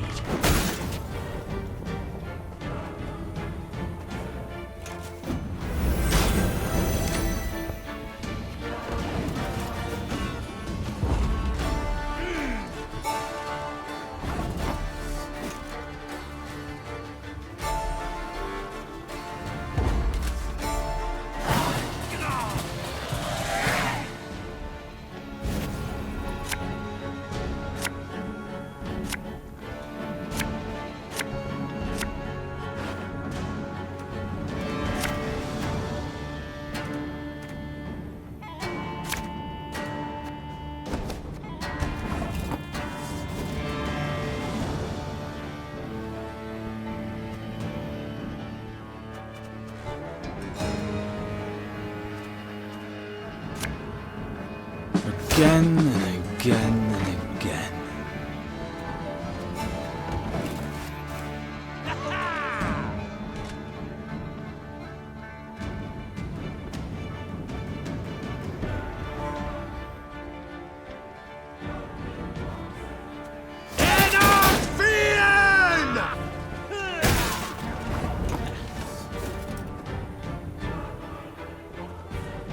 Got any battles? Hungry like a wolf, I am. Should have listened to me old lady.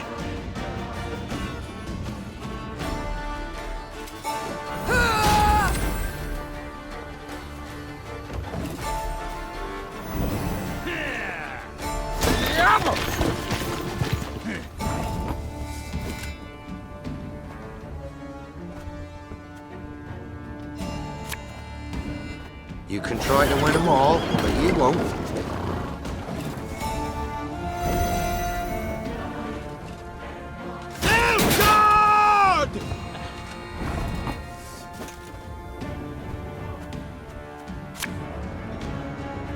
We must trust each other.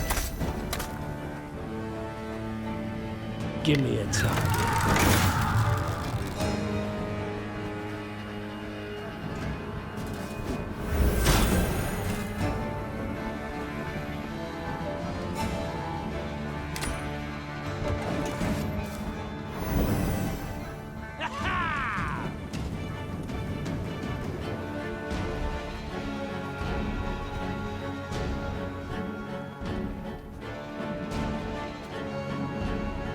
matter?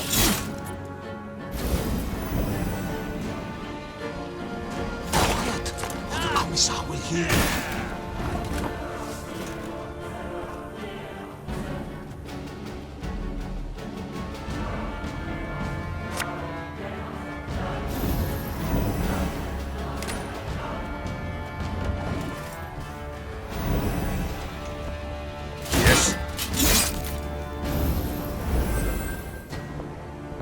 Infiltrate!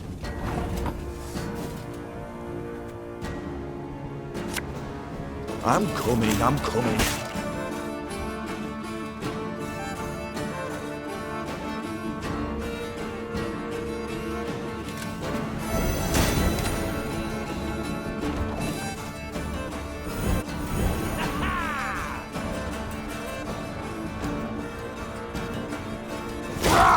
Scheiß! In train!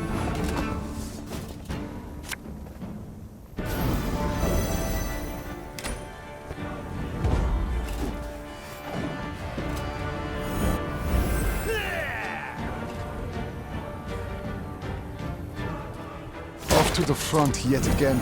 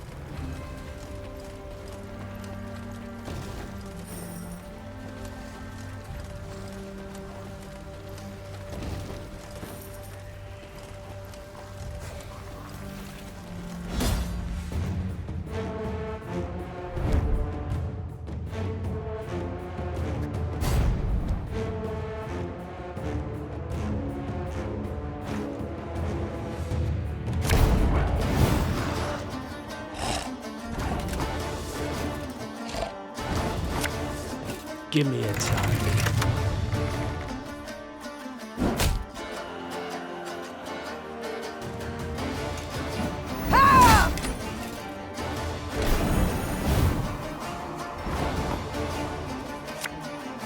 Arbalist at your command.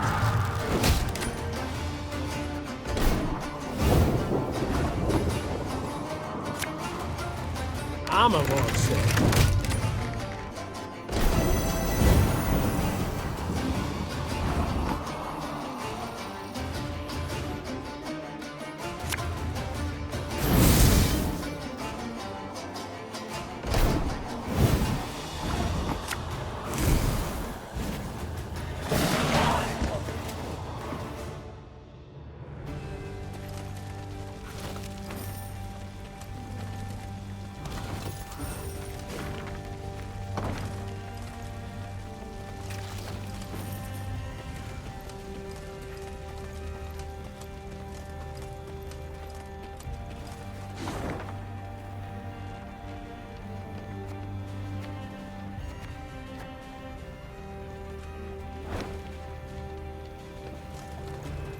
Then one day, gazing towards the horizon, the Queen spotted Lyrian banners whipping about in the wind. At long last, She said with a smile. Niamh resolved to speak with the commander, one Baronet Eldar. It was the first time they met, and the youth very much impressed her. Yet instead of questioning Eldar about the foe's troop movements, Reynard took the conversation down a seemingly irrelevant path. And how's your father, if I may ask? In good health, I hope? Yes, though he still nurses that bump he suffered while hunting last winter. Yet he's not one to complain. I'll tell him you asked. Irritated at the trivial nature of the conversation, Niamh gave her horse a dose of her reins and cantered off. Once Eldar and his men were safely behind them, she took Reynard aside. Reynard, this is no time for gossip and pleasantries. We are at war. Yes, Your Majesty. And in such times, little should be taken at face value. Even a man's name. Get to the point, Reynard. Eldar's father died a month past. His son, I venture, should have known as much. But that means... Oh, the bastard. Impeccable accent, though. I fear he's rather representative of what we face. Nilfgaardian spies are ever well prepared. Tell me, how did you know? He wears no mourning on his armor. Were it not for that, I dare say I might never have guessed. What are your orders, Your Grace? To observe these Nilfgaardian mummers?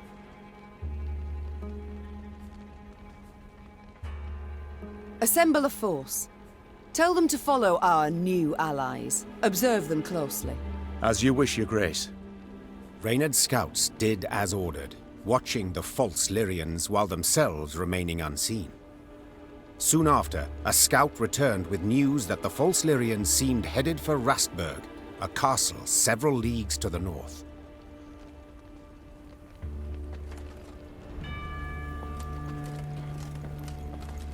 House, barn, granary. Lads burnt it all down.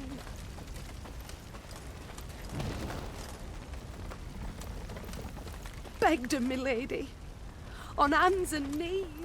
They just laughed.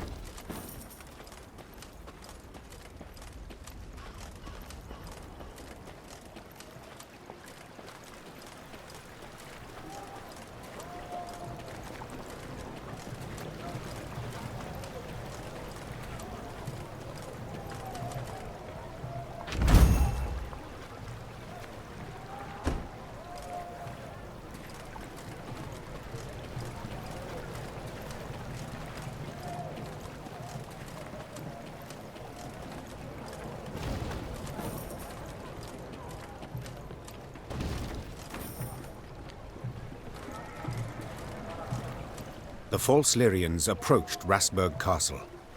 They sought to convince the defenders to open the gate. As their commanders negotiated with the commander on the ramparts, the remaining infiltrators crouched hidden behind a wall, awaiting the signal to rush forth. Time for Baronet Elder to join his falsely claimed father, muttered the Queen. Follow me!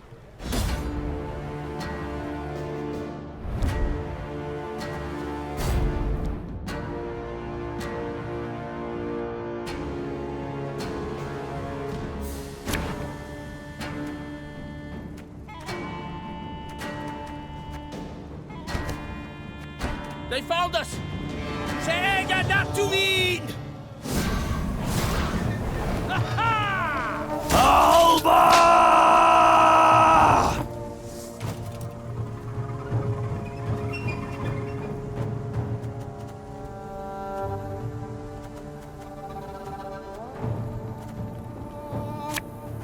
Again and again and again.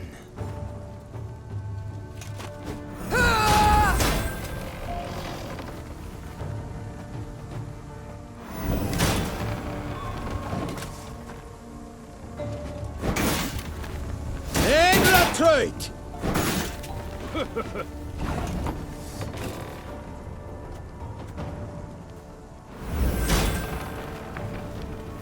A lesson in humility coming now. Waste of time for one like me.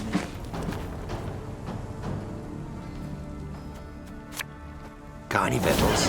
Hungry like a wolf I am.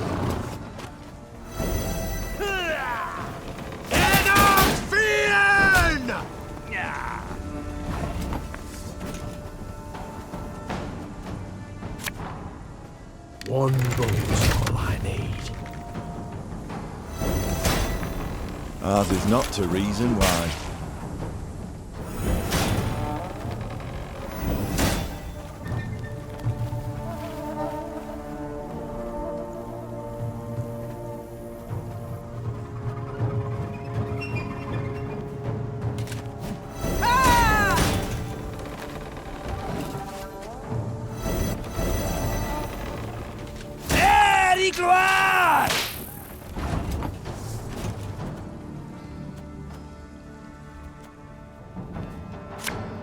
Give me a target.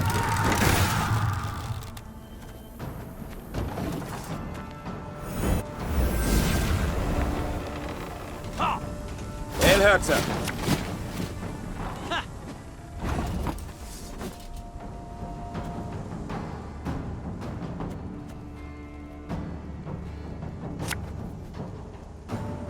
You can try to win them all, but you won't.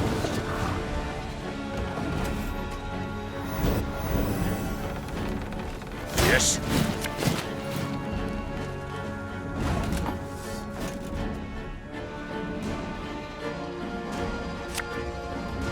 Her Majesty is exceptional. My spirit's willing and how, but these damn boots are killing me.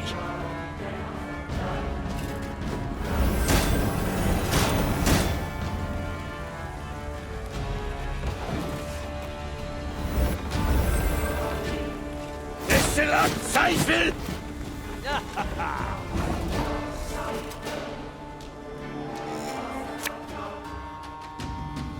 I'm coming, I'm coming.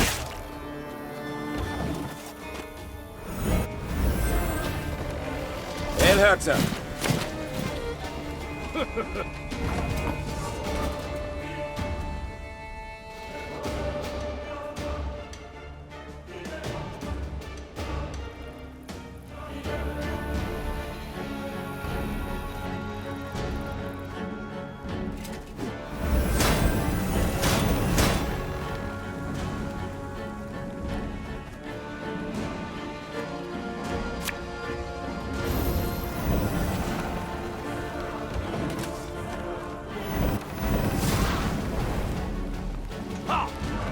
Yes.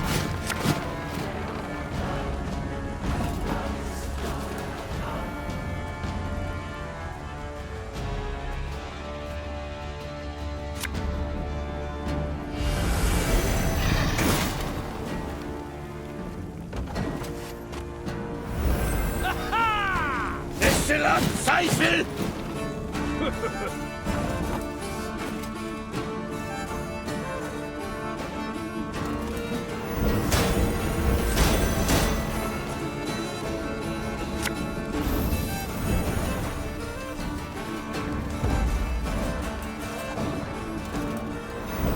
Elhurter! Yes.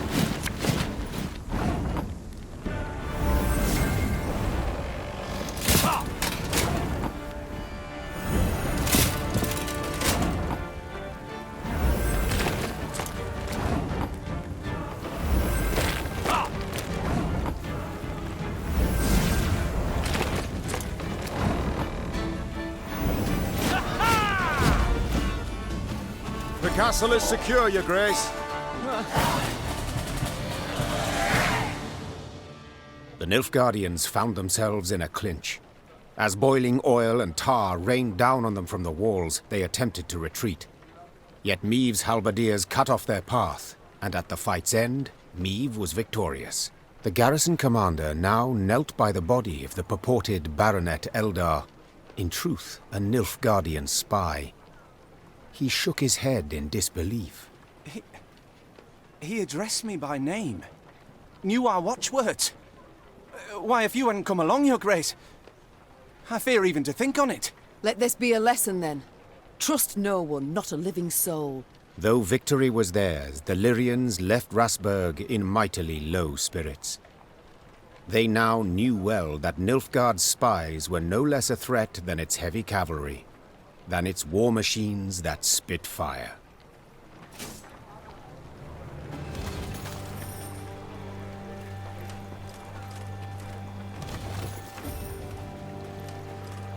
Milady, if I may, the enemy yet lurks.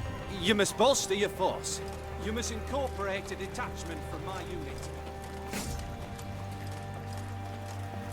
What the devil is going on?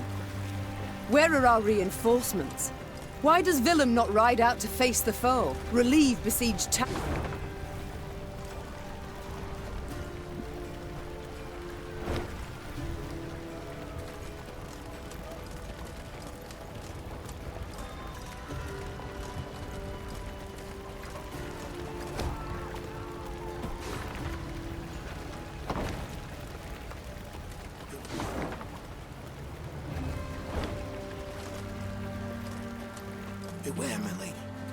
keen watch.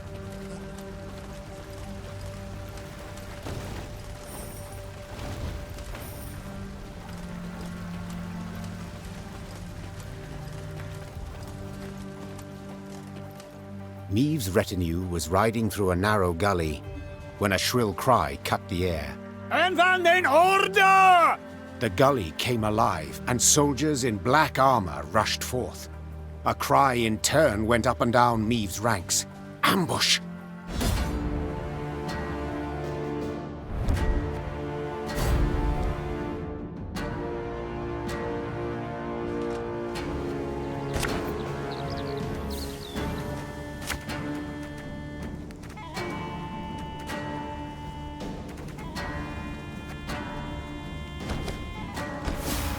Defensive formation! Must be an important lesson in this. But what?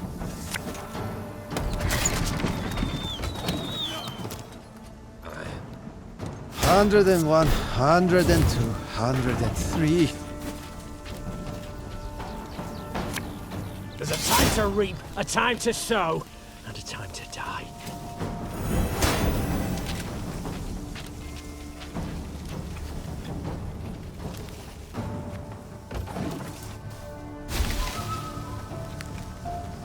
Alba!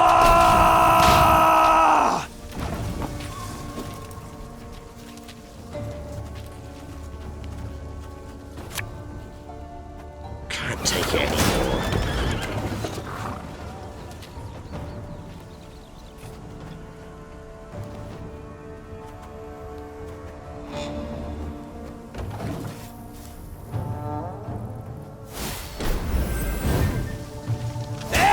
Igual!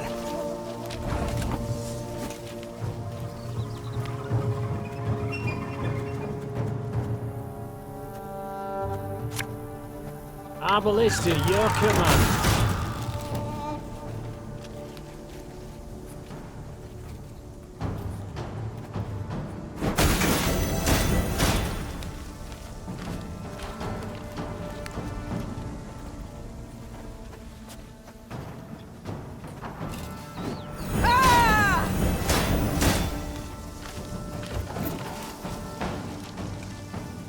Quiet, or the Commissar will hear.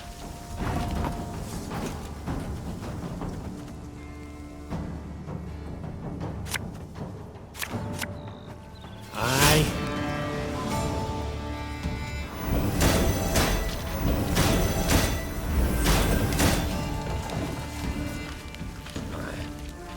Brach! Scheiß! In Treib!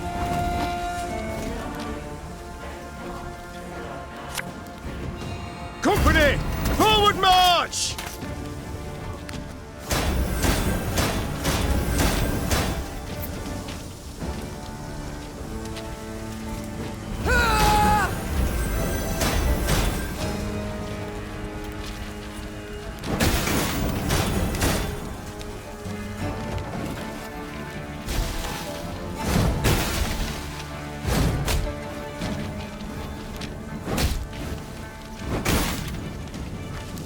Off to the front yet again.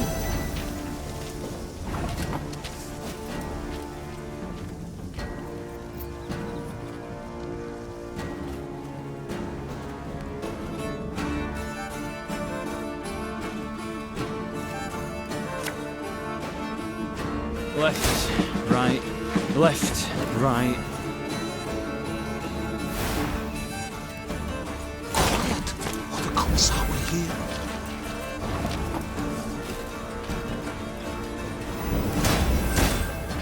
Armor won't say.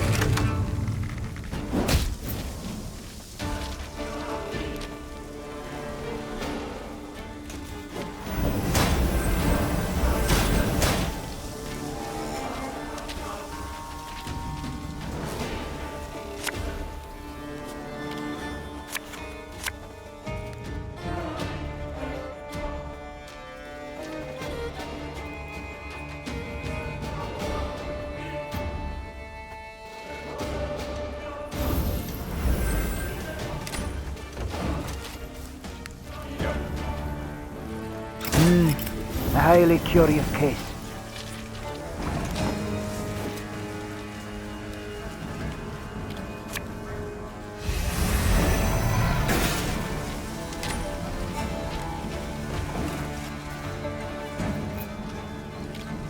Grotto dum anime est, fes est.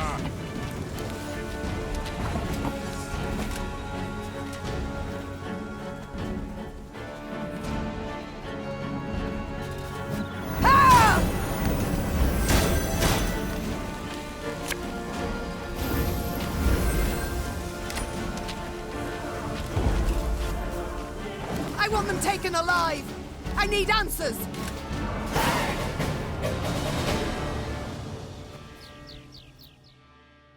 After the skirmish, the Queen's troops brought several Nilfgaardian prisoners before her. Reynard, who had the best command of their mongrel tongue, interrogated. His first question? How many battalions were marching on Dravograd? Kes Zagdran ep Dravograd ven. The prisoners whispered feverishly, then one spoke on their behalf.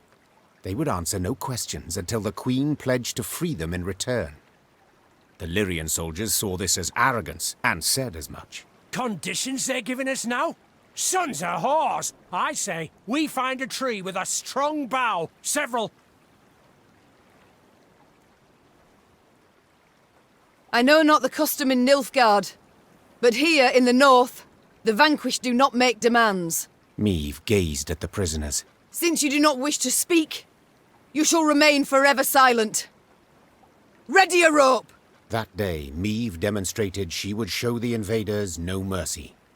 The Lyrians marched off, strengthened in their resolve, prepared to fight to the death.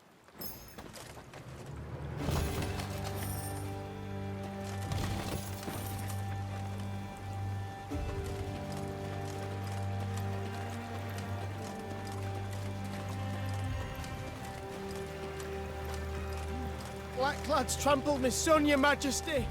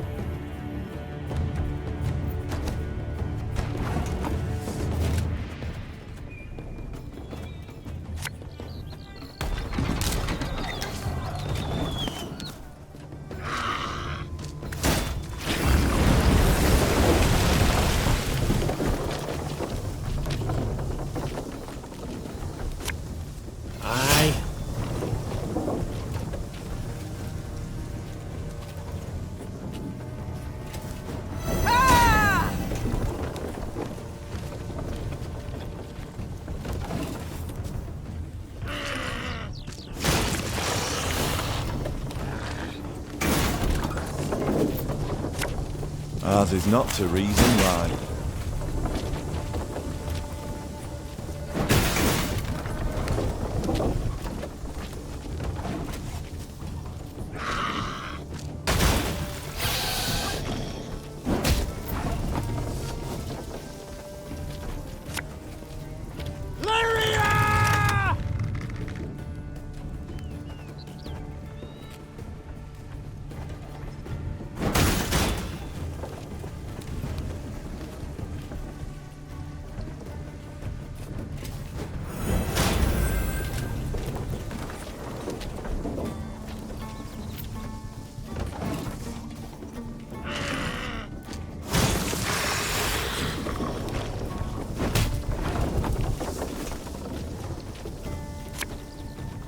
Got any victuals? Hungry like a wolf, I am.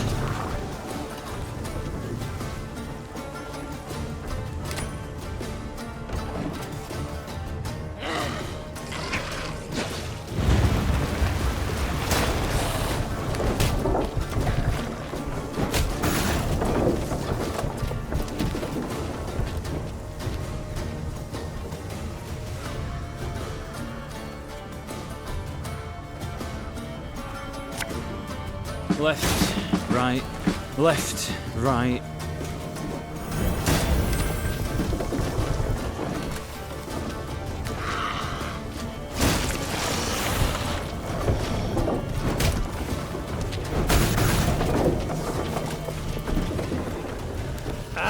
should have listened to me, old lady. What do you want of me? Got any victuals? Hungry like a wolf, I am.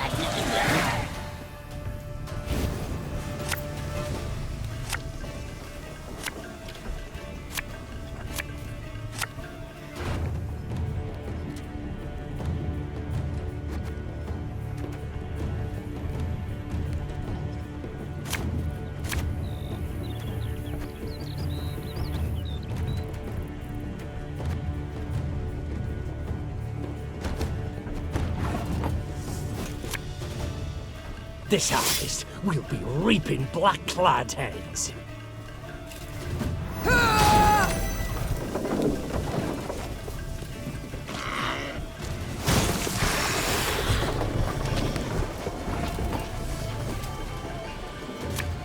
My spirit's willing and how, but these damn boots are killing me.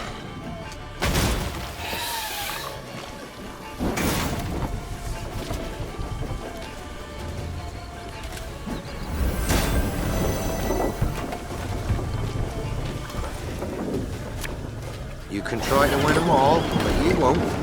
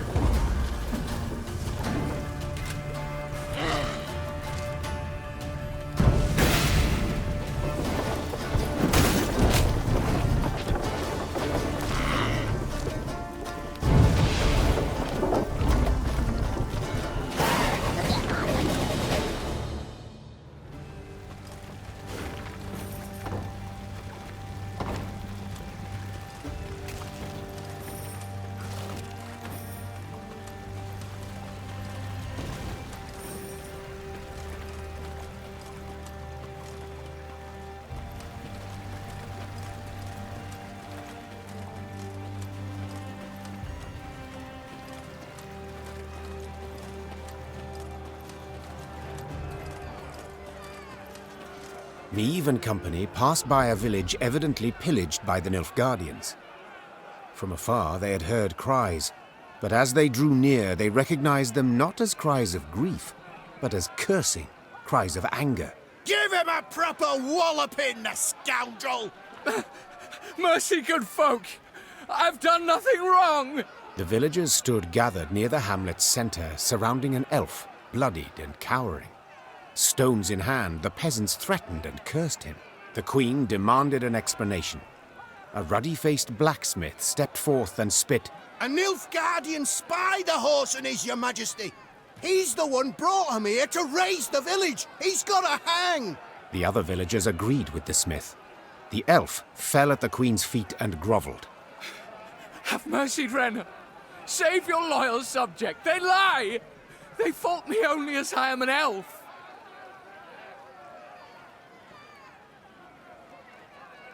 Whence this certainty of his guilt?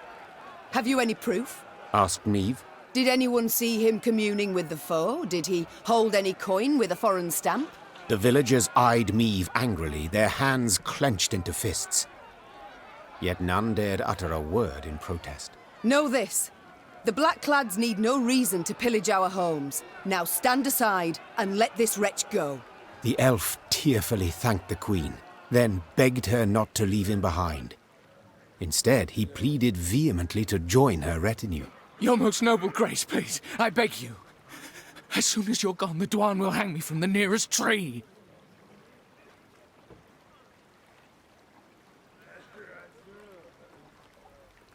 So be it, said the queen after a moment's consideration. Find the quartermaster. He's to put you to work.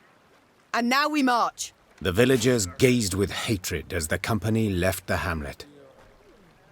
When its thatched roof huts disappeared beyond the next bend, Meave breathed a sigh of relief.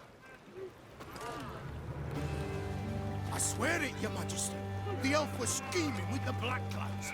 The gods be witnesses.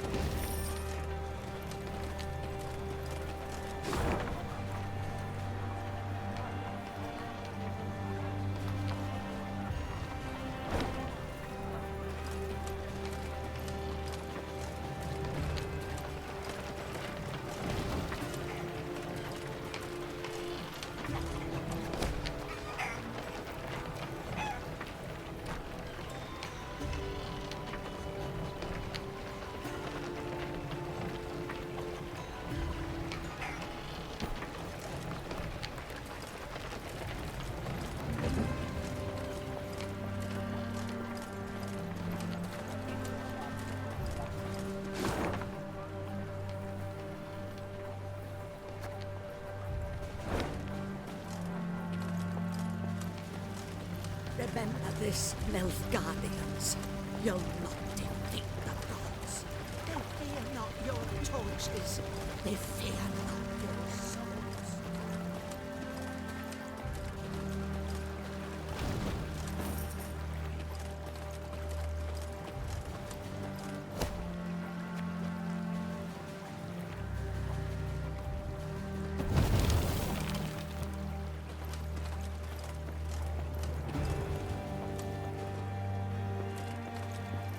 Seen so many armed men in my life, and each one.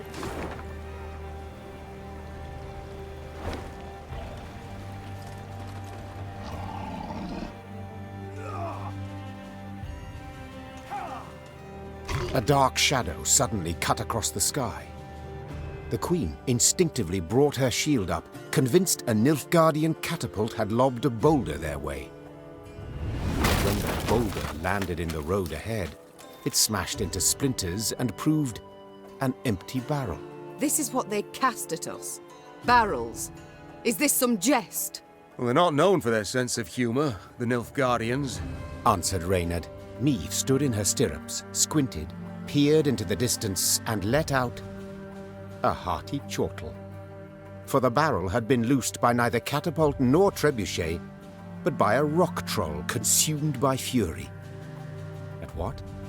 A company of Nilfgaardian soldiers had pitched camp by the cave the troll called home. Troll or non-troll? Said the queen, drawing her sword. None deserve to die at Nilfgaard's hands. Follow me!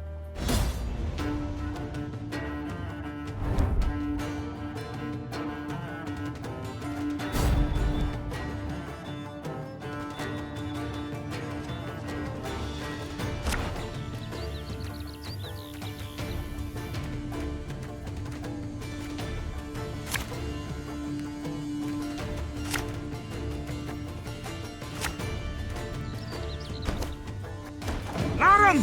Essayr Tuvin Avian! Forsooth!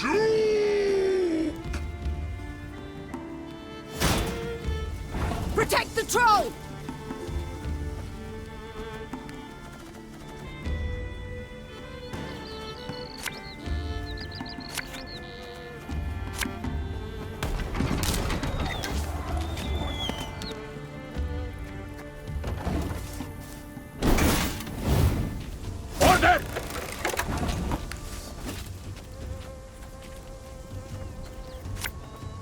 This harvest, we'll be reaping black-clad heads.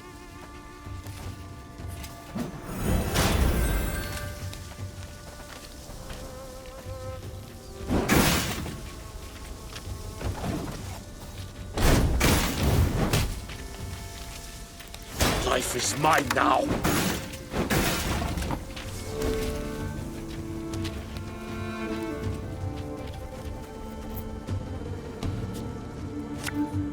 Our ballista, your command.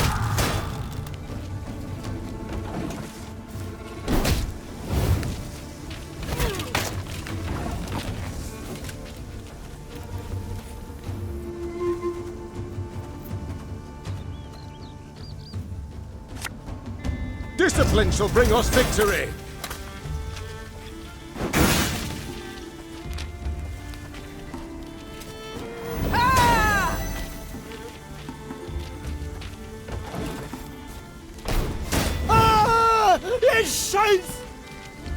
Your Grace, the troll, it's a bit unpredictable.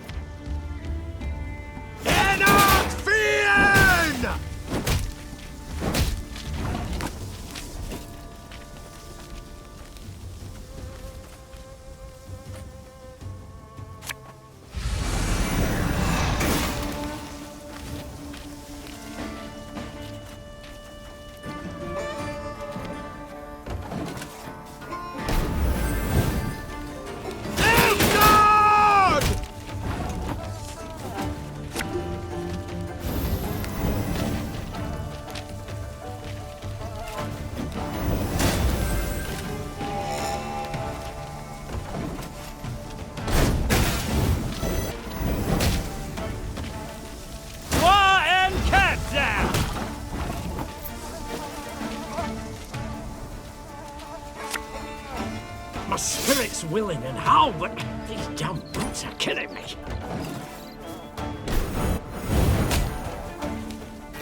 Wise choice.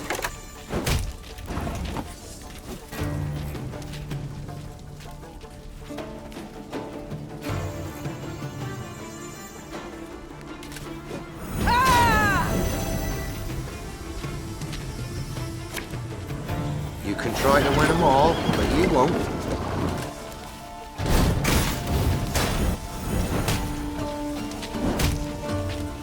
Dericania! Source of the best goods. Again and again and again.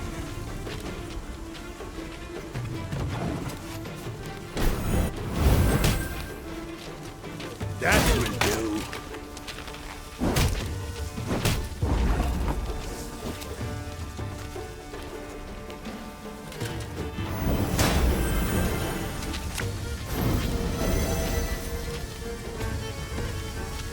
There's a time to reap, a time to sow, and a time to die. Humans good do. Shoop help.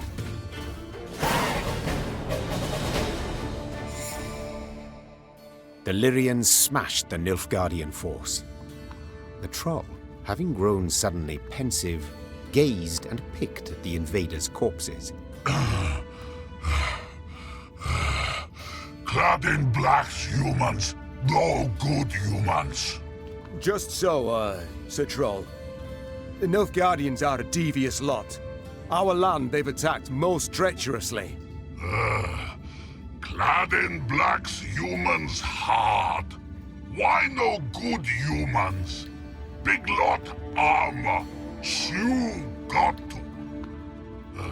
Try morsel of human, you wish?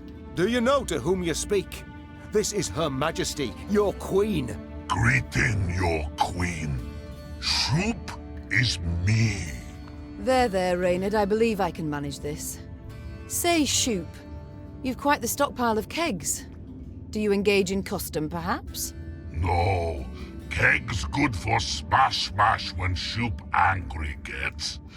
But costume engaging. That what mean?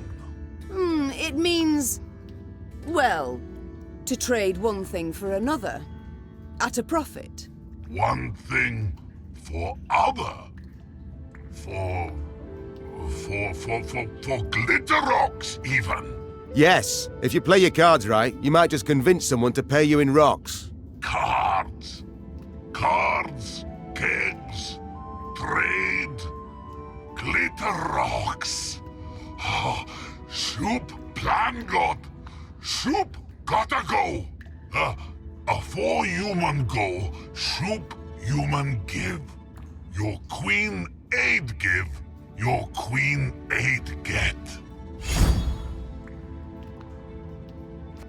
The troll turned on his heel and ran out of his cave, his destination known only to himself.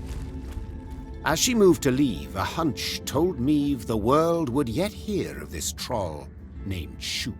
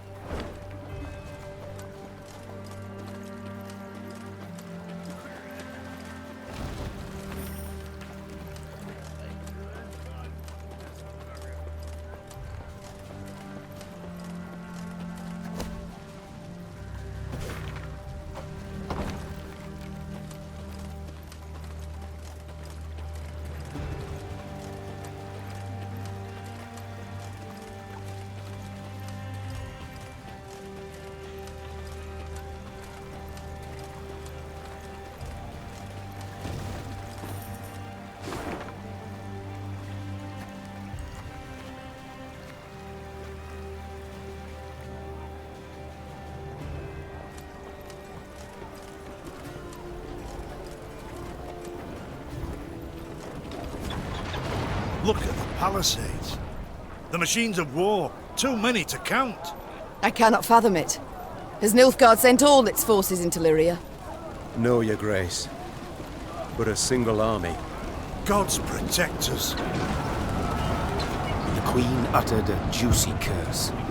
Dravograd stood before them, Nilfgaardians all round it, 3, perhaps 4 battalions of armoured infantry, arbalists and cavalry behind them. Trebuchet volleys had punched holes in the walls, while battering rams had twisted the main gate open. Put elsewise, the city was mere moments from falling to the foe. Doomed! We stand not a chance. Nilfgaard outnumbers us twofold. More! Then our men must put double the spirit into the fight. Double the heart. Lyria! Emboldened by their valiant queen and commander, the Lyrians charged headlong at Nilfgaard's lines into a hail of bolts and arrows.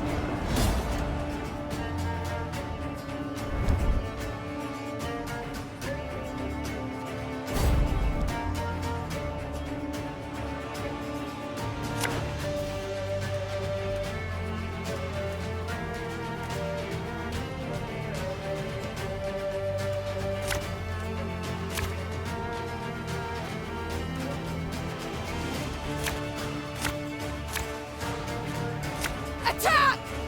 Rid this city of all black-clad filth! Your Grace, I see the commander. We must train our efforts on him. Alba!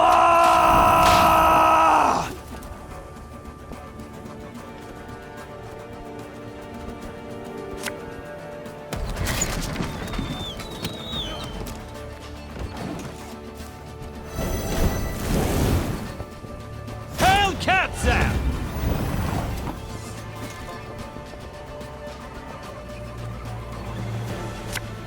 Got any victuals? Hungry like a wolf, I am.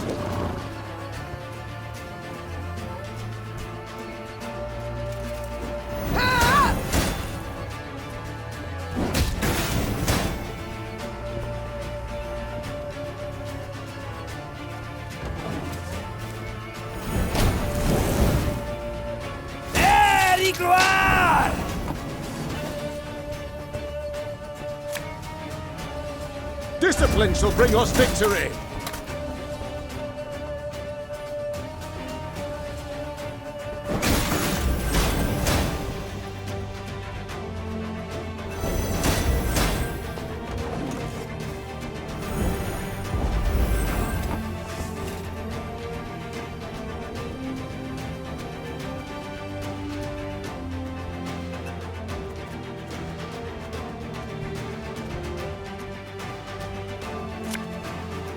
Army's a waste of time for one like me.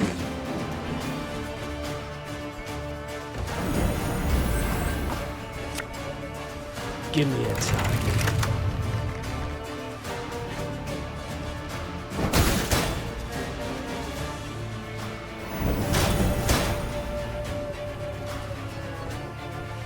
You can try to win them all, but you won't.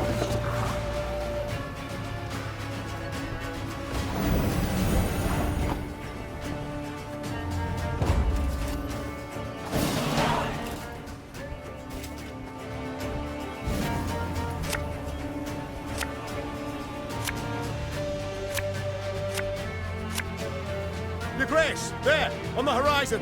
Reinforcements for the foe.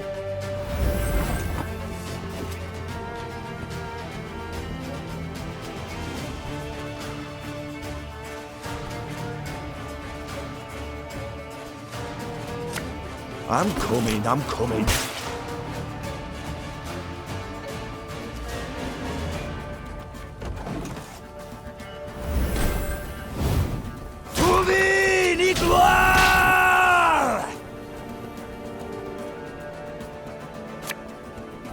Should've listened to me, old lady.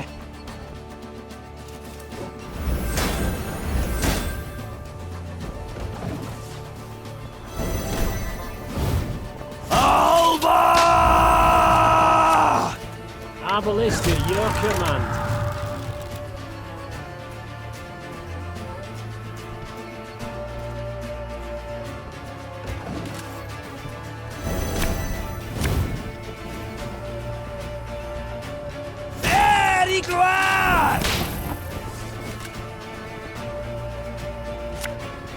This harvest will be reaping black-clad heads.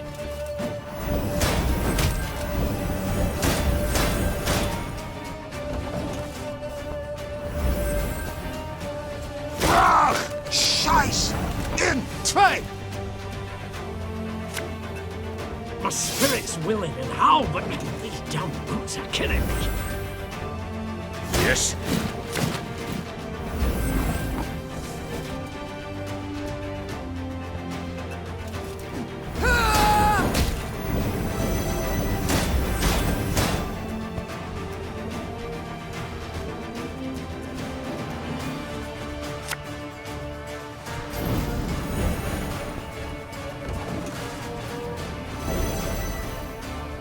Off to the front yet again.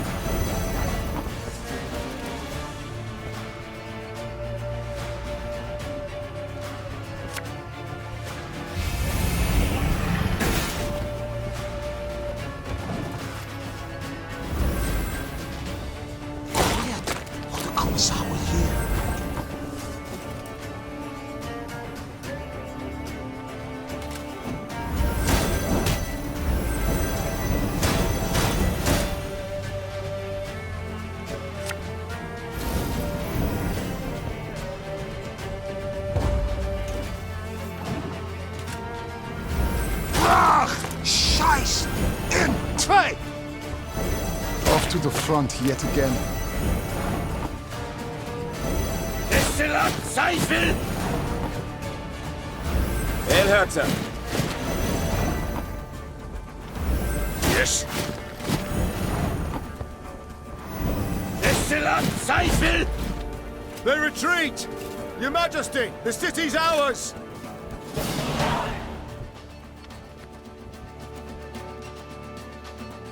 The Nilfgaardians fled in panic, abandoning war machines, shields and arms, even their wounded. The defenders rejoiced. They laughed boisterously, and cries of delight and chanting could be heard all around. "Warrior Queen," they shouted. "Meve, Meve, Meve!" Hear that, your grace. I do. No sound rings more lovely to a ruler's ear. Yet rest on our laurels we cannot. Caldwell, the situation in the town, what can you tell me? Wall breached. Thrice. 400 wounded, near 1,000 without roofs over their heads. All nothing compared to the grain stores. Went up in smoke during the siege. And it's some time yet afore the harvest. Your Grace. The war's just begun, I know. All coins should bolster the army, yet if we leave the folk of Dravograd no gold, there will be hunger. With all the attendant discord.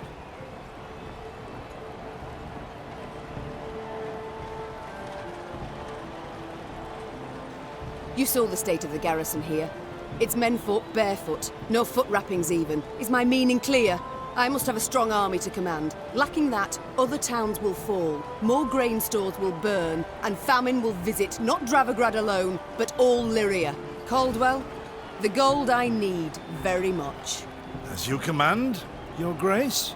The battle we've won, there's just the war that remains. And Nilfgaard will strike again, doubt it not. We must move on. Caldwell, ride ahead to Lyria. My son must call a gathering of the Council of Peers. Tell him so. We'll have much to discuss. Reynard and I will follow with the troops. We shall seek out any Nilfgaardian stragglers, prevent them from rejoining the main force.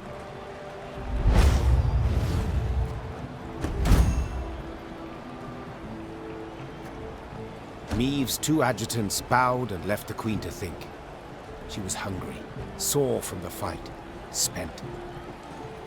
Yet sensing her soldiers' eyes upon her, she set off for the stable, her gait brisk, her head held high.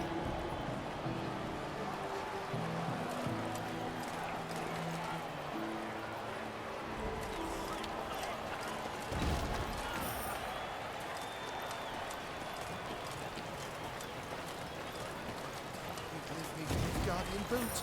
Thought 'twas certain as snow comes with winter.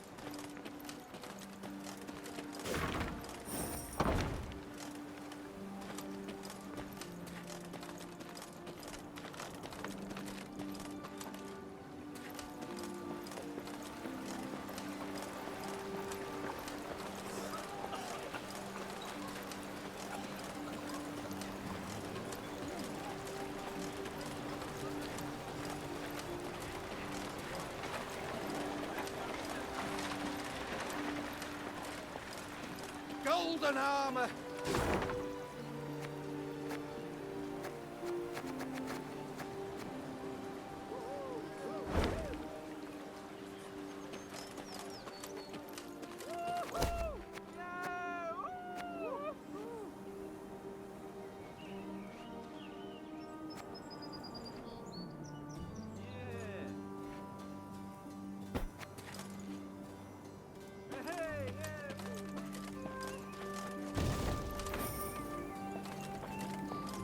Neve stood surrounded by advisors, discussing, when all at once they heard a mighty thud. Bloody hell! They looked to see a cavalryman who'd clearly fallen from his saddle. The men who'd witnessed the blunder began to jest, only to choke on their laughter, as the wretch, having risen to his hands and knees, began to shake and vomit blood. The medic's diagnosis: poison. In spite of his best efforts, the cavalryman breathed his last that very night. Soon, several other riders developed the same symptoms, and at the last shared their comrades' fate. All were buried at the roadside, beneath an old willow. This looks to be no coincidence, Reynard said gravely. Our stores of water. Someone's poisoned them. We must find the fiend.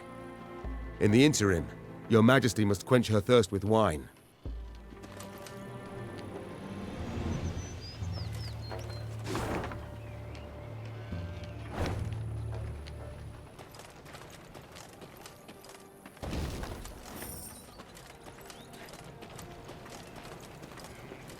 Milady, a strange boat floated past.